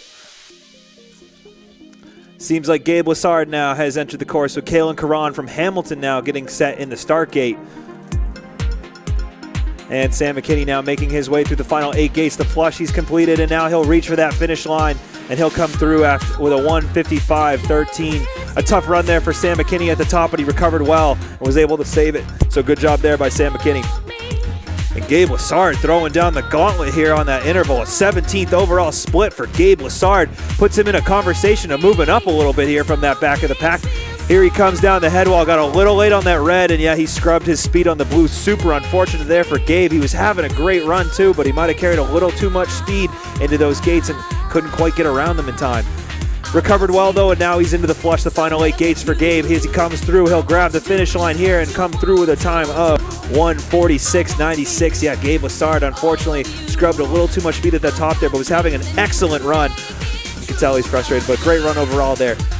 Kalen Caron now coming down the course. Oh, and he has also missed that red gate. Or just the blue gate, I'm sorry, he missed. He came through with a little too much speed and wasn't able to get around it, but he's going to hike back and get himself situated. He'll get back on course now and try to recover as much speed as he can. Drexel's Mason Casper now has entered the course as well with Zachary Berlinier from UMF on the top of the course here. And here comes Kalen Caron down through the finish line, and he'll grab a 1:46.61 there. Unfortunate, if he hadn't had to hike, he had a great run going, but he finished it off, and way to go there, Kalen. Mason Casper now coming down your head wall. He had good speed at the top. Let's see if he can keep it going. As you can see, this race crew behind him keeping it nice and firm for all these athletes involved. And here he goes, he's going to reach for that finish line, a 1:38.55, jumps him into 29th place overall, so he cracks the top 30 coming from the back. Excellent job there by Mason Casper. What a run for him. 26th overall on the second run time of 51.09 for a combined time again of 1:38.55. So Mason Casper, excellent run there. Zachary Berliner now from UMF up there at Sugarloaf. Running had a little bit of trouble, it seems, at the first interval with a 30.30 there, but he's recovered well, and he's now back on course, coming through with some speed on the head wall. He's going to have to make up some time, as Heath Galan now has entered the course, and Tyler Getsky out of the United States Marine Academy, or Military Academy, excuse me, at the top of the course. Here comes Zach Berlinier He's coming down. He's going to grab the finish line here and come through with a solid time of 1:52.45. Yeah, that trouble at the top hurt him, but he was able to recover well. Good job there by Zachary. Heath Cologne now has passed the interval, 37th overall at the interval with the 18:44. Tyler Getsky now has entered the course, and Ryan Connor from the University of Nevada, Reno has checked in at the start gate.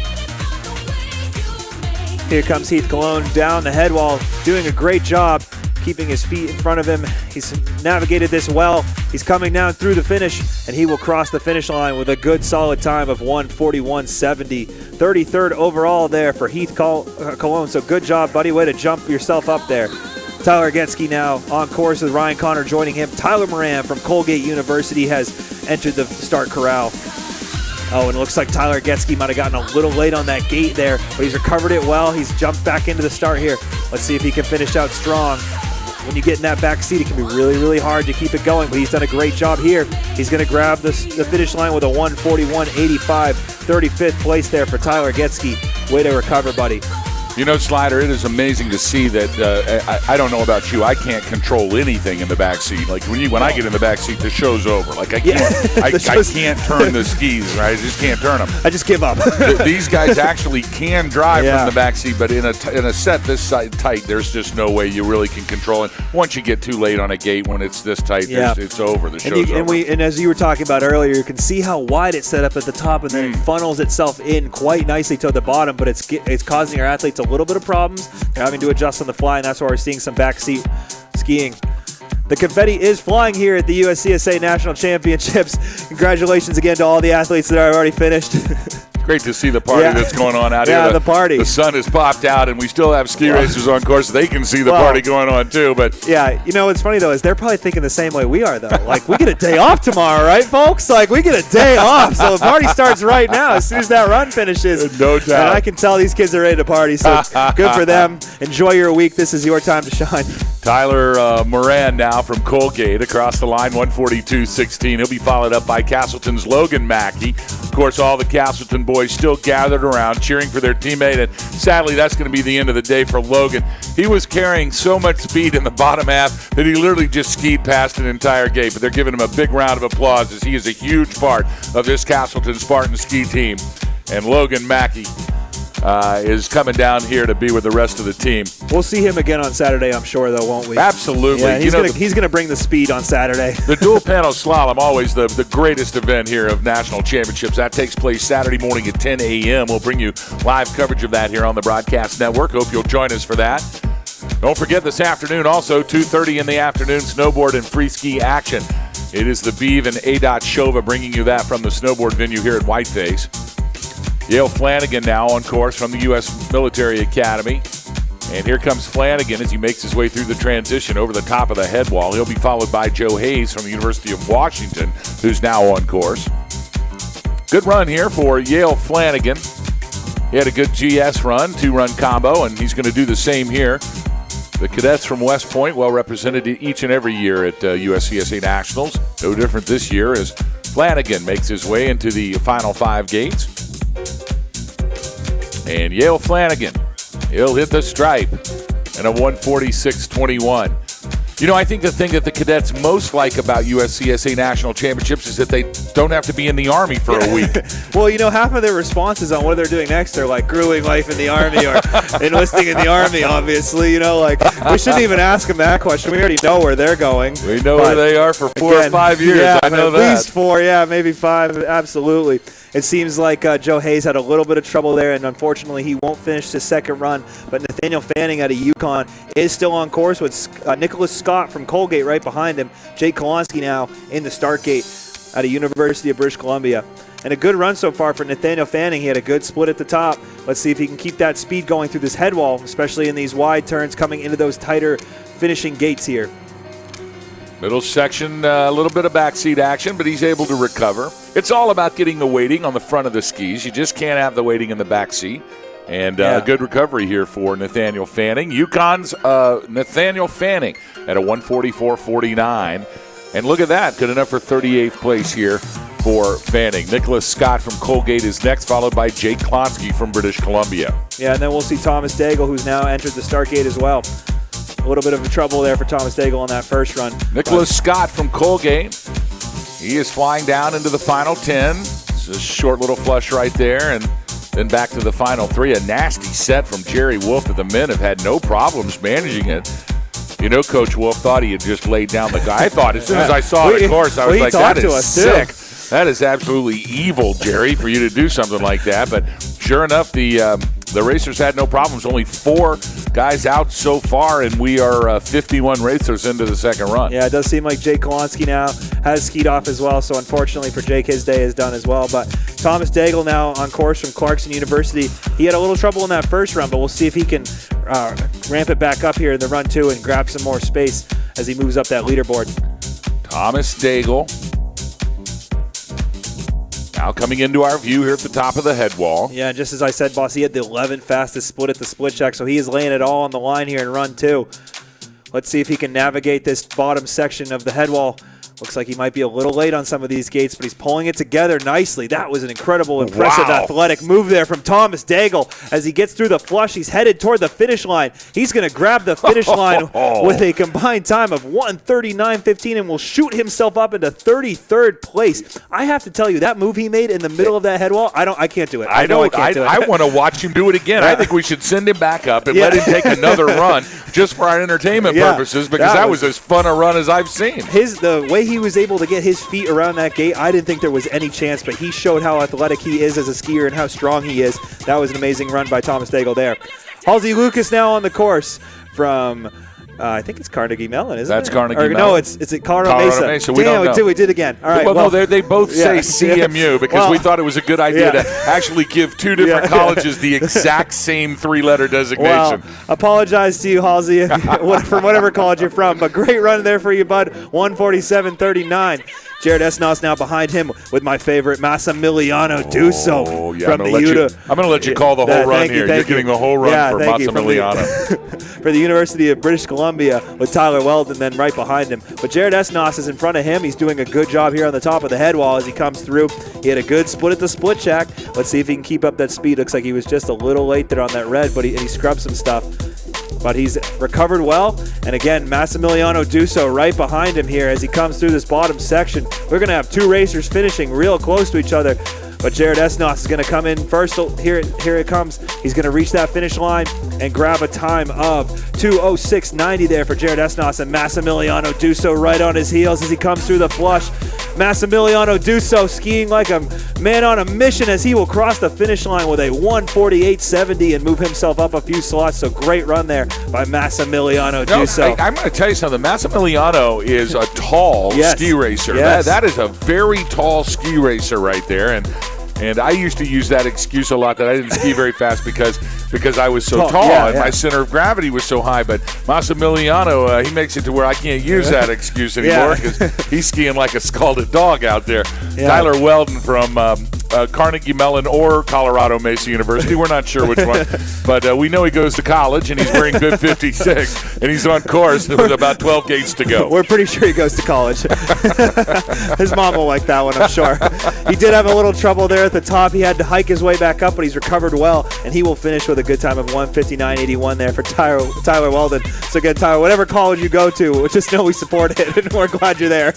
Nathan Brizeldin now from Clarkson, and he has had a difficulty up high above, so that's going to be the end of the day for Nathan Brizeldin. Wearing bib number 7, he has skied off course. But right behind him is the University of Wisconsin-Madison's Alessandro Miguel Amores, wearing bib number 121. I like to say that I was going to say, you take this one, then. That one's your name. Oh, looks like he might have had a little trouble there at the split check too, though, boss. 31 seconds at the split, 53rd overall. But it looks like he's recovered well now, and he's coming down into the head wall. Alessandro Miguel Amores now skiing well down the head wall. Now, as you can see here from our close-up camera shot, this course is getting definitely tracked up. Now, if you stay in the track, you're okay. But if you get 1 foot out of that track, it's going to shoot you to the moon. Yeah, it'll shoot you to the moon. And you're seeing those guys get in the back seat a lot because you can see that back ski or that bottom ski not holding up well on the snow. That's slipping right under them, and it's causing them to be late and end up in the back seat. But good job there by Alessandro Miguel Amores for finishing that run. 2:04.51 for him, 51st overall. Here comes Christopher Hoffman from the University of Minnesota Duluth wearing bib 92. He'll be followed by Cornell's Christopher Ryszlinski and Mark Ewan from Minnesota Duluth also waiting to come down for run number 2 from the start shack. Here's Christopher Hoffman. Yeah, and he'll finish with a good time of 1:50.06 and move himself up a few places into 48th. So good job there by Christopher Hoffman. Christopher Ryszlinski right behind him, though. A good split at the split shack as he comes down through the head wall now. And you can see, like you said, boss, that course getting really tough on these racers, but they're doing a great job of holding on.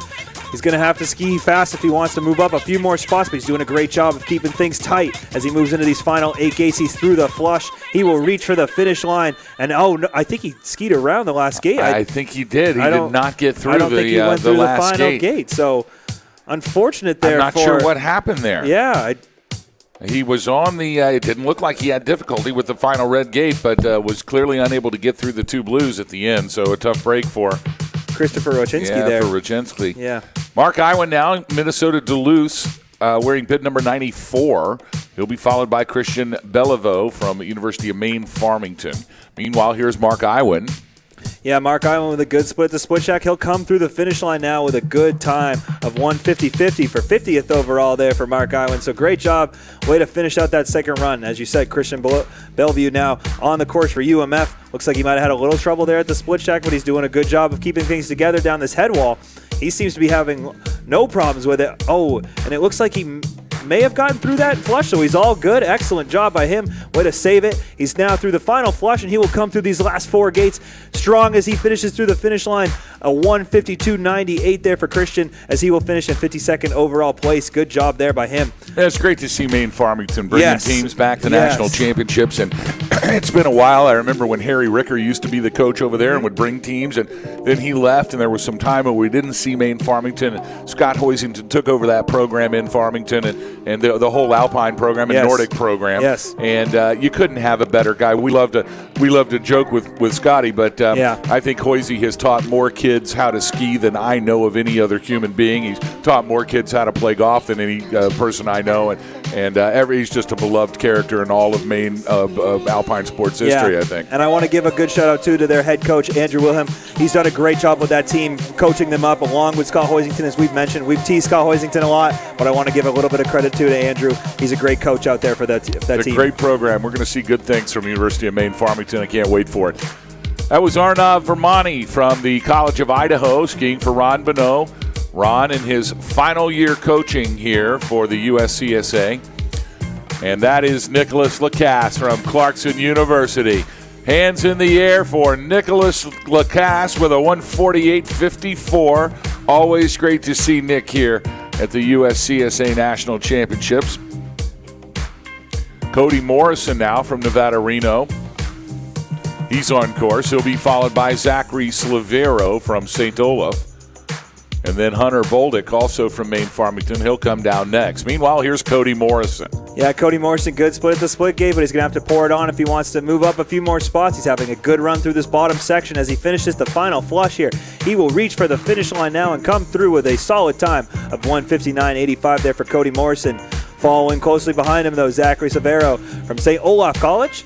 And Hunter Bolduc now also on course from the University of Maine Farmington. Our good friend Joe Worthen now in the start gate for Colgate. So he will be coming down shortly. We can give Joe. Give him the love, I know. Man. I can't wait for Joe's celebration. We talked about it yesterday. They had to have a good one, so I'm excited to see what he came up with.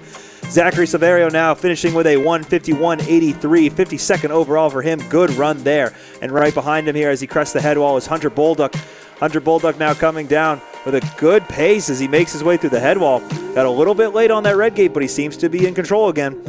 And now our friend Joe Worthen now back on course. He's almost at the split shack. We'll give you an update as soon as we get him there. But again, Hunter Bolduc now finishing his run, coming into the final flush here as he makes his way through the last 3 gates. He will reach for the finish line and come through with a strong 1:54.49 there for Hunter. So good run there. Here comes Joey Worthen, though, from Colgate. He was in the box with us yesterday announcing, because he's a hell of an announcer, he's actually. He's got a voice. Really. He's got pipes. Set of pipes like I've not heard sometime, and he wants to be in broadcasting, wants to be an announcer, and he's got a good start, no doubt. Yeah. And also a pretty good skier here for Colgate, wearing bib number 98. I know his mom and dad were here yesterday, so they're here to watch him ski, and It's a pleasure to get to know this young man. He's got a real career in broadcasting, I can tell you, and ski racing as well, as he fought his way through there. Joe Worthen just warring the gates there. He saw them and he says, I must kill you. Joe Worthen. I must kill you, Gates. Good finish for Joe. Killing the Gates right there. So happy for him there to finish his run. Way to go, Joe. Congratulations to Joe Worthen. We'll see more of him on the USCSA Broadcast Network. I can absolutely guarantee that. Yeah, you may not see him, but you are going to definitely hear him. You're going to hear him, that's for sure. Here's Isaac Bell from Liberty University. And Isaac coming in with a 154.11. Liberty bringing the heat. I think it's Lehigh. Or is it Lehigh? I'm sorry, my bad. I've done that too. We're getting. It's tough. Yeah, that is Lehigh. Liberty didn't bring an Alpine team. They don't have an Alpine team. They have a strong snowboard freeski team, though. They are bringing home the hardware over in snowboard. Good job by Isaac Bell, though, from Lehigh University. That's right. Solid time. University of Wisconsin-Madison's Jens Melby now. And Melby hitting the stripe at 155.69. Yeah, we're closing in on our final 10 racers here, boss. We're coming up to the end of the men's men's slalom run here for the second run. Looks like we have Griffin Van Order coming up in the start gate. A little bit of a course hold as they make some final tweaks for these last racers to make sure that it is up to par for everyone involved here today. I just want to make sure that everyone knows. I said that we'd hear a lot more from Joe. Joe's a great-looking dude. I didn't want that to come across. I just didn't want him to think, though. What, that he has a face for radio like I do? I just didn't want him to think that's what I was saying. Come on, man. We're too say close. it. No, we're too You close. can say it. Everybody knows it. I didn't want to say it. There's a reason we're not on television, all right? There is. Yeah, but I think I want Joe to achieve that, though. So I don't want him to think Actually, Joe looks pretty good. Yeah. He actually could be on television, but you and I, we're completely out of it. We're out of the discussion. I don't want anyone to think that I'm I don't want to knock Joe. Like to see the Castleton guys giving up the love over there. Great to see that team get together, man. They are real brothers, man. Brothers in arms. And it's all these teams. We saw Rocky Mountain College out in front of us. We saw Sierra Nevada in front of us. We see the Babson boys. We see the Colorado Mesa boys. It's just the whole thing here is about teams. The Babson boys are throwing down too and in front of us. Yeah, they are. They're getting the party started. Oh, brother, it's already started. Can you imagine what that place is going to look like tonight over at the Babson They're like, team house? don't show, don't tell anyone They've already demanded that everyone turn in their cell phones. No one's allowed to bring a cell phone to the damn thing. They know what's going to happen there. I don't know anything about it, and I don't even know what I'm talking about, if you want to know the truth. Yeah. Didn't get the... You can't see it, but he just threw his phone in front of us. It was hilarious. Tossed it. Doesn't need it. Not going to need it tonight. Griffin Van Order from the University of Virginia is across the line at a 2:07.06, and here comes Virginia Tech's William Lindsay. And Lindsay now making his appearance into the finish corral with a 2:09.74. Wearing bib number 117, Nevada Reno's James Henderson in bib number 76 is our next racer. He is halfway down the head wall here. He'll be followed by Grant Gutstein from Columbia University in bib number 14, and then Brayton Olivier from University of Virginia will drop out of the start shack momentarily. Meanwhile, here at the bottom, it's James Henderson from Nevada Reno. Yeah, James Henderson, good splits at the split shack as he makes his way down here toward the bottom. Few gates to go for James, and he will cross the finish line with a good time of 2:11.31. 67th overall over there for James, skiing out of the University of Nevada, Reno. Grant Gutstein now behind him from Columbia University, as well as Brayton Olivier, who is from University of Virginia. Severin Sarachek now from Columbia University is at the start gate. Oh, and it looks like Grant Gutstein has had some problems there at the top, and he has skied off, so he will not finish today. Unfortunate for him, absolutely. Severin Sarachek, as I said, now in the start gate. Looks like we had a false finish for Brayton Olivier, sorry.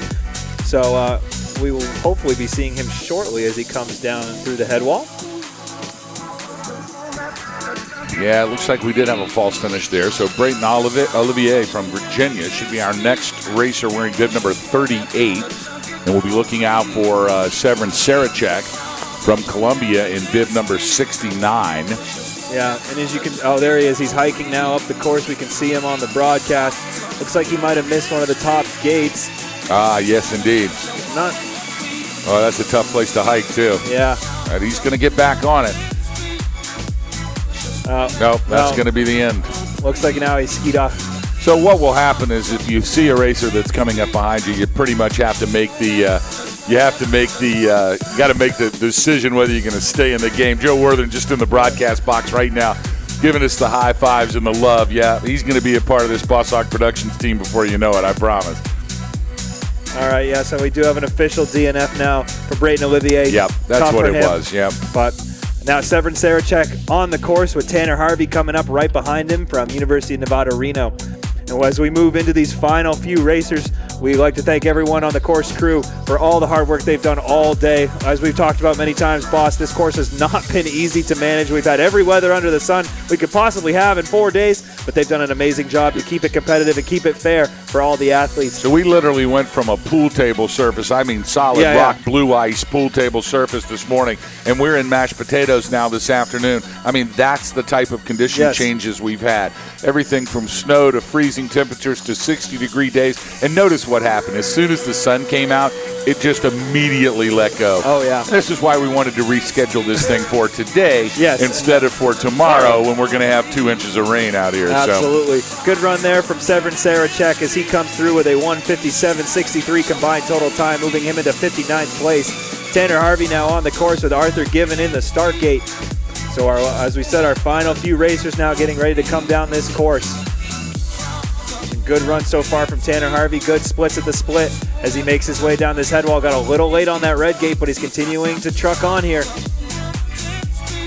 It's just survival now. It really is survival. You can see it. We can see it. I mean, we're looking out the window, but you can see it on the broadcast. You can see it up when you're standing outside. This course is in rough shape. I mean, it's the best they could make it, but it is tough for these final competitors here as they make their way down. Well, you know, the key to it is you have to stay in the track. Yeah. If you stay in the track, it's fine. It's flat and smooth in the track, but if you get 1 inch out of the track, this show is over. Great run here for Tanner Harvey from Nevada, Reno with a 2:06.71.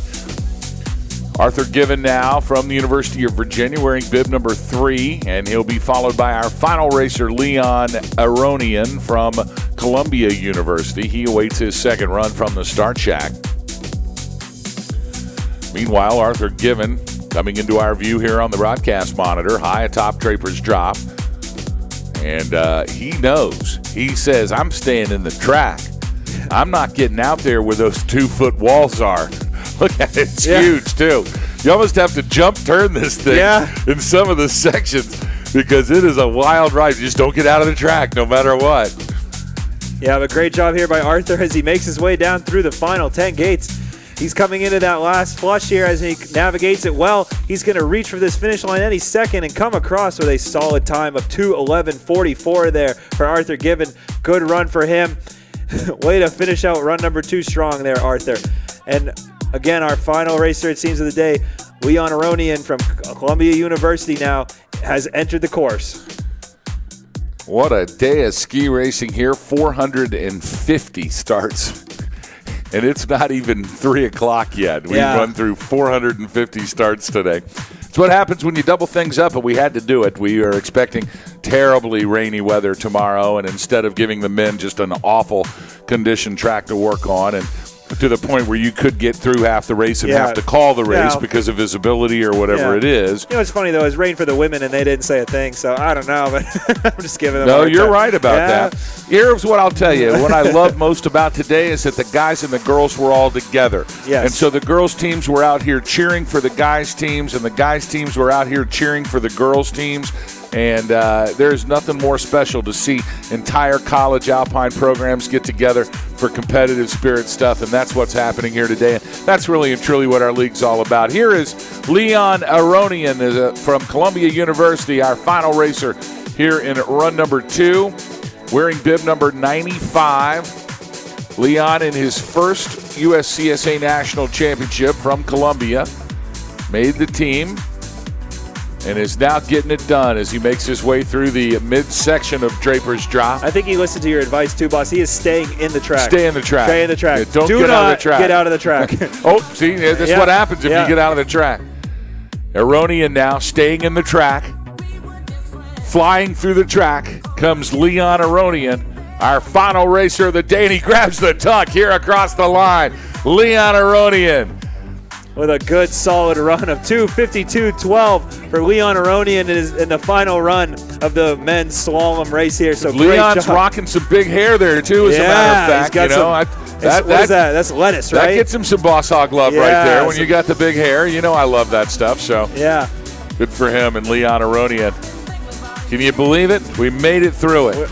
We made it through it. I mean, it's 2:36. We crushed through this 2 races. Amazing job by the course crew. Amazing job by the athletes of staying on top of it, staying on their runs. That was the most exciting day of racing we've had. I'm stoked to be a part of it. I know you were too. Boy, I'll tell you what, I've never had more fun calling a ski race. What a good time we've had here today as we watch the ladies and the men bring it on. Slalom National Championships from 16 Picard, back-to-back. She won the GS 2 days ago. Now today she wins the women's slalom. What an amazing performance in her rookie season here at the USCSA National Championships. And then today, Robbie Kelly, after winning the first and second run and obviously the giant slalom yesterday with no rest because we moved the event from tomorrow to today, comes back today. He doesn't have the fastest first run. In fact, he has the 6th fastest first run, but it's enough because he's able to hang on through the 5 that beat him and win today's slalom. So back-to-back national championships for him as well in his first year at Castleton University. It couldn't have been a greater day of championship ski racing. What did you think about it? This is your first trip to nationals. I was speechless after that men's 30. I've been speechless all day. It's been an amazing day of racing.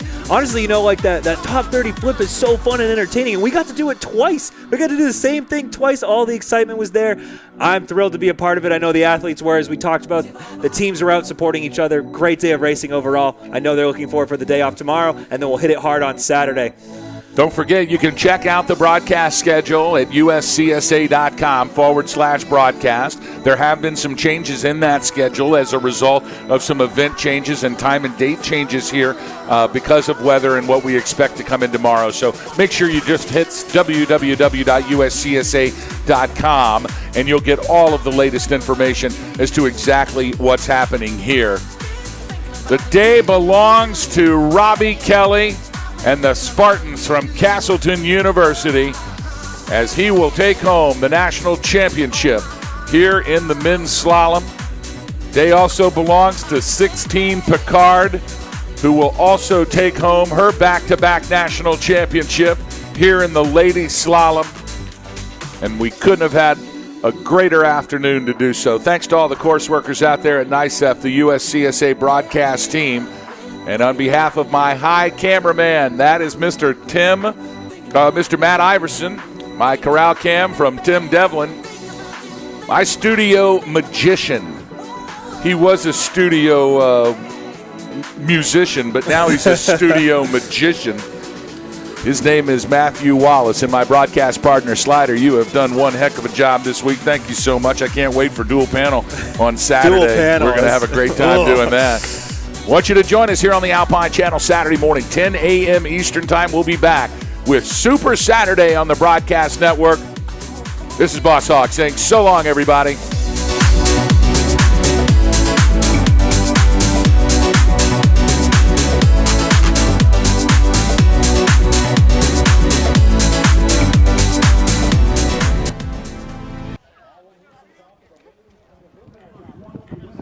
Championship 2 in a row. One in Bend, Oregon in 2015, now in Lake Placid. Will the table? Yep, up on our feet now.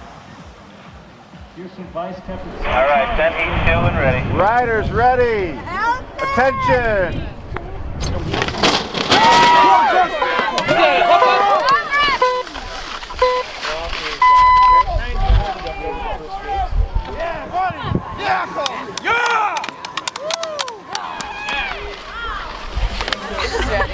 Yeah, open and see.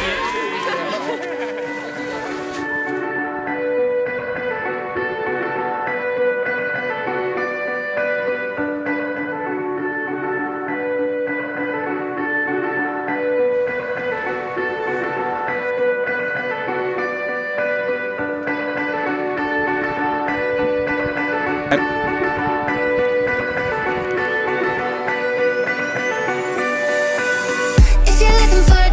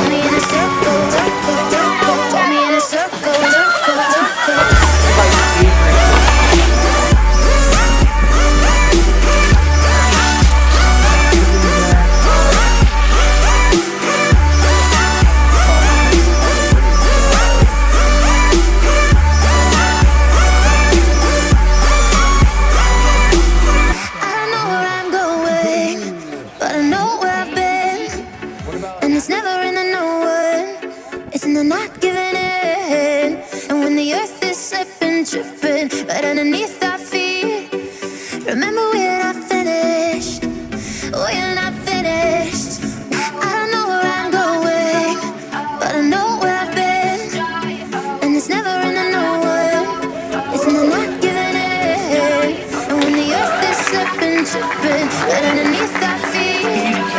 Remember when I finished? When I finished. One more time. We're gonna get up this. We're never gonna run and hide. If I get tired and say that I wanna change my mind, pull me in a circle so I can change it one more time. Pull me in a circle, circle, circle. Pull me in a circle, circle, circle.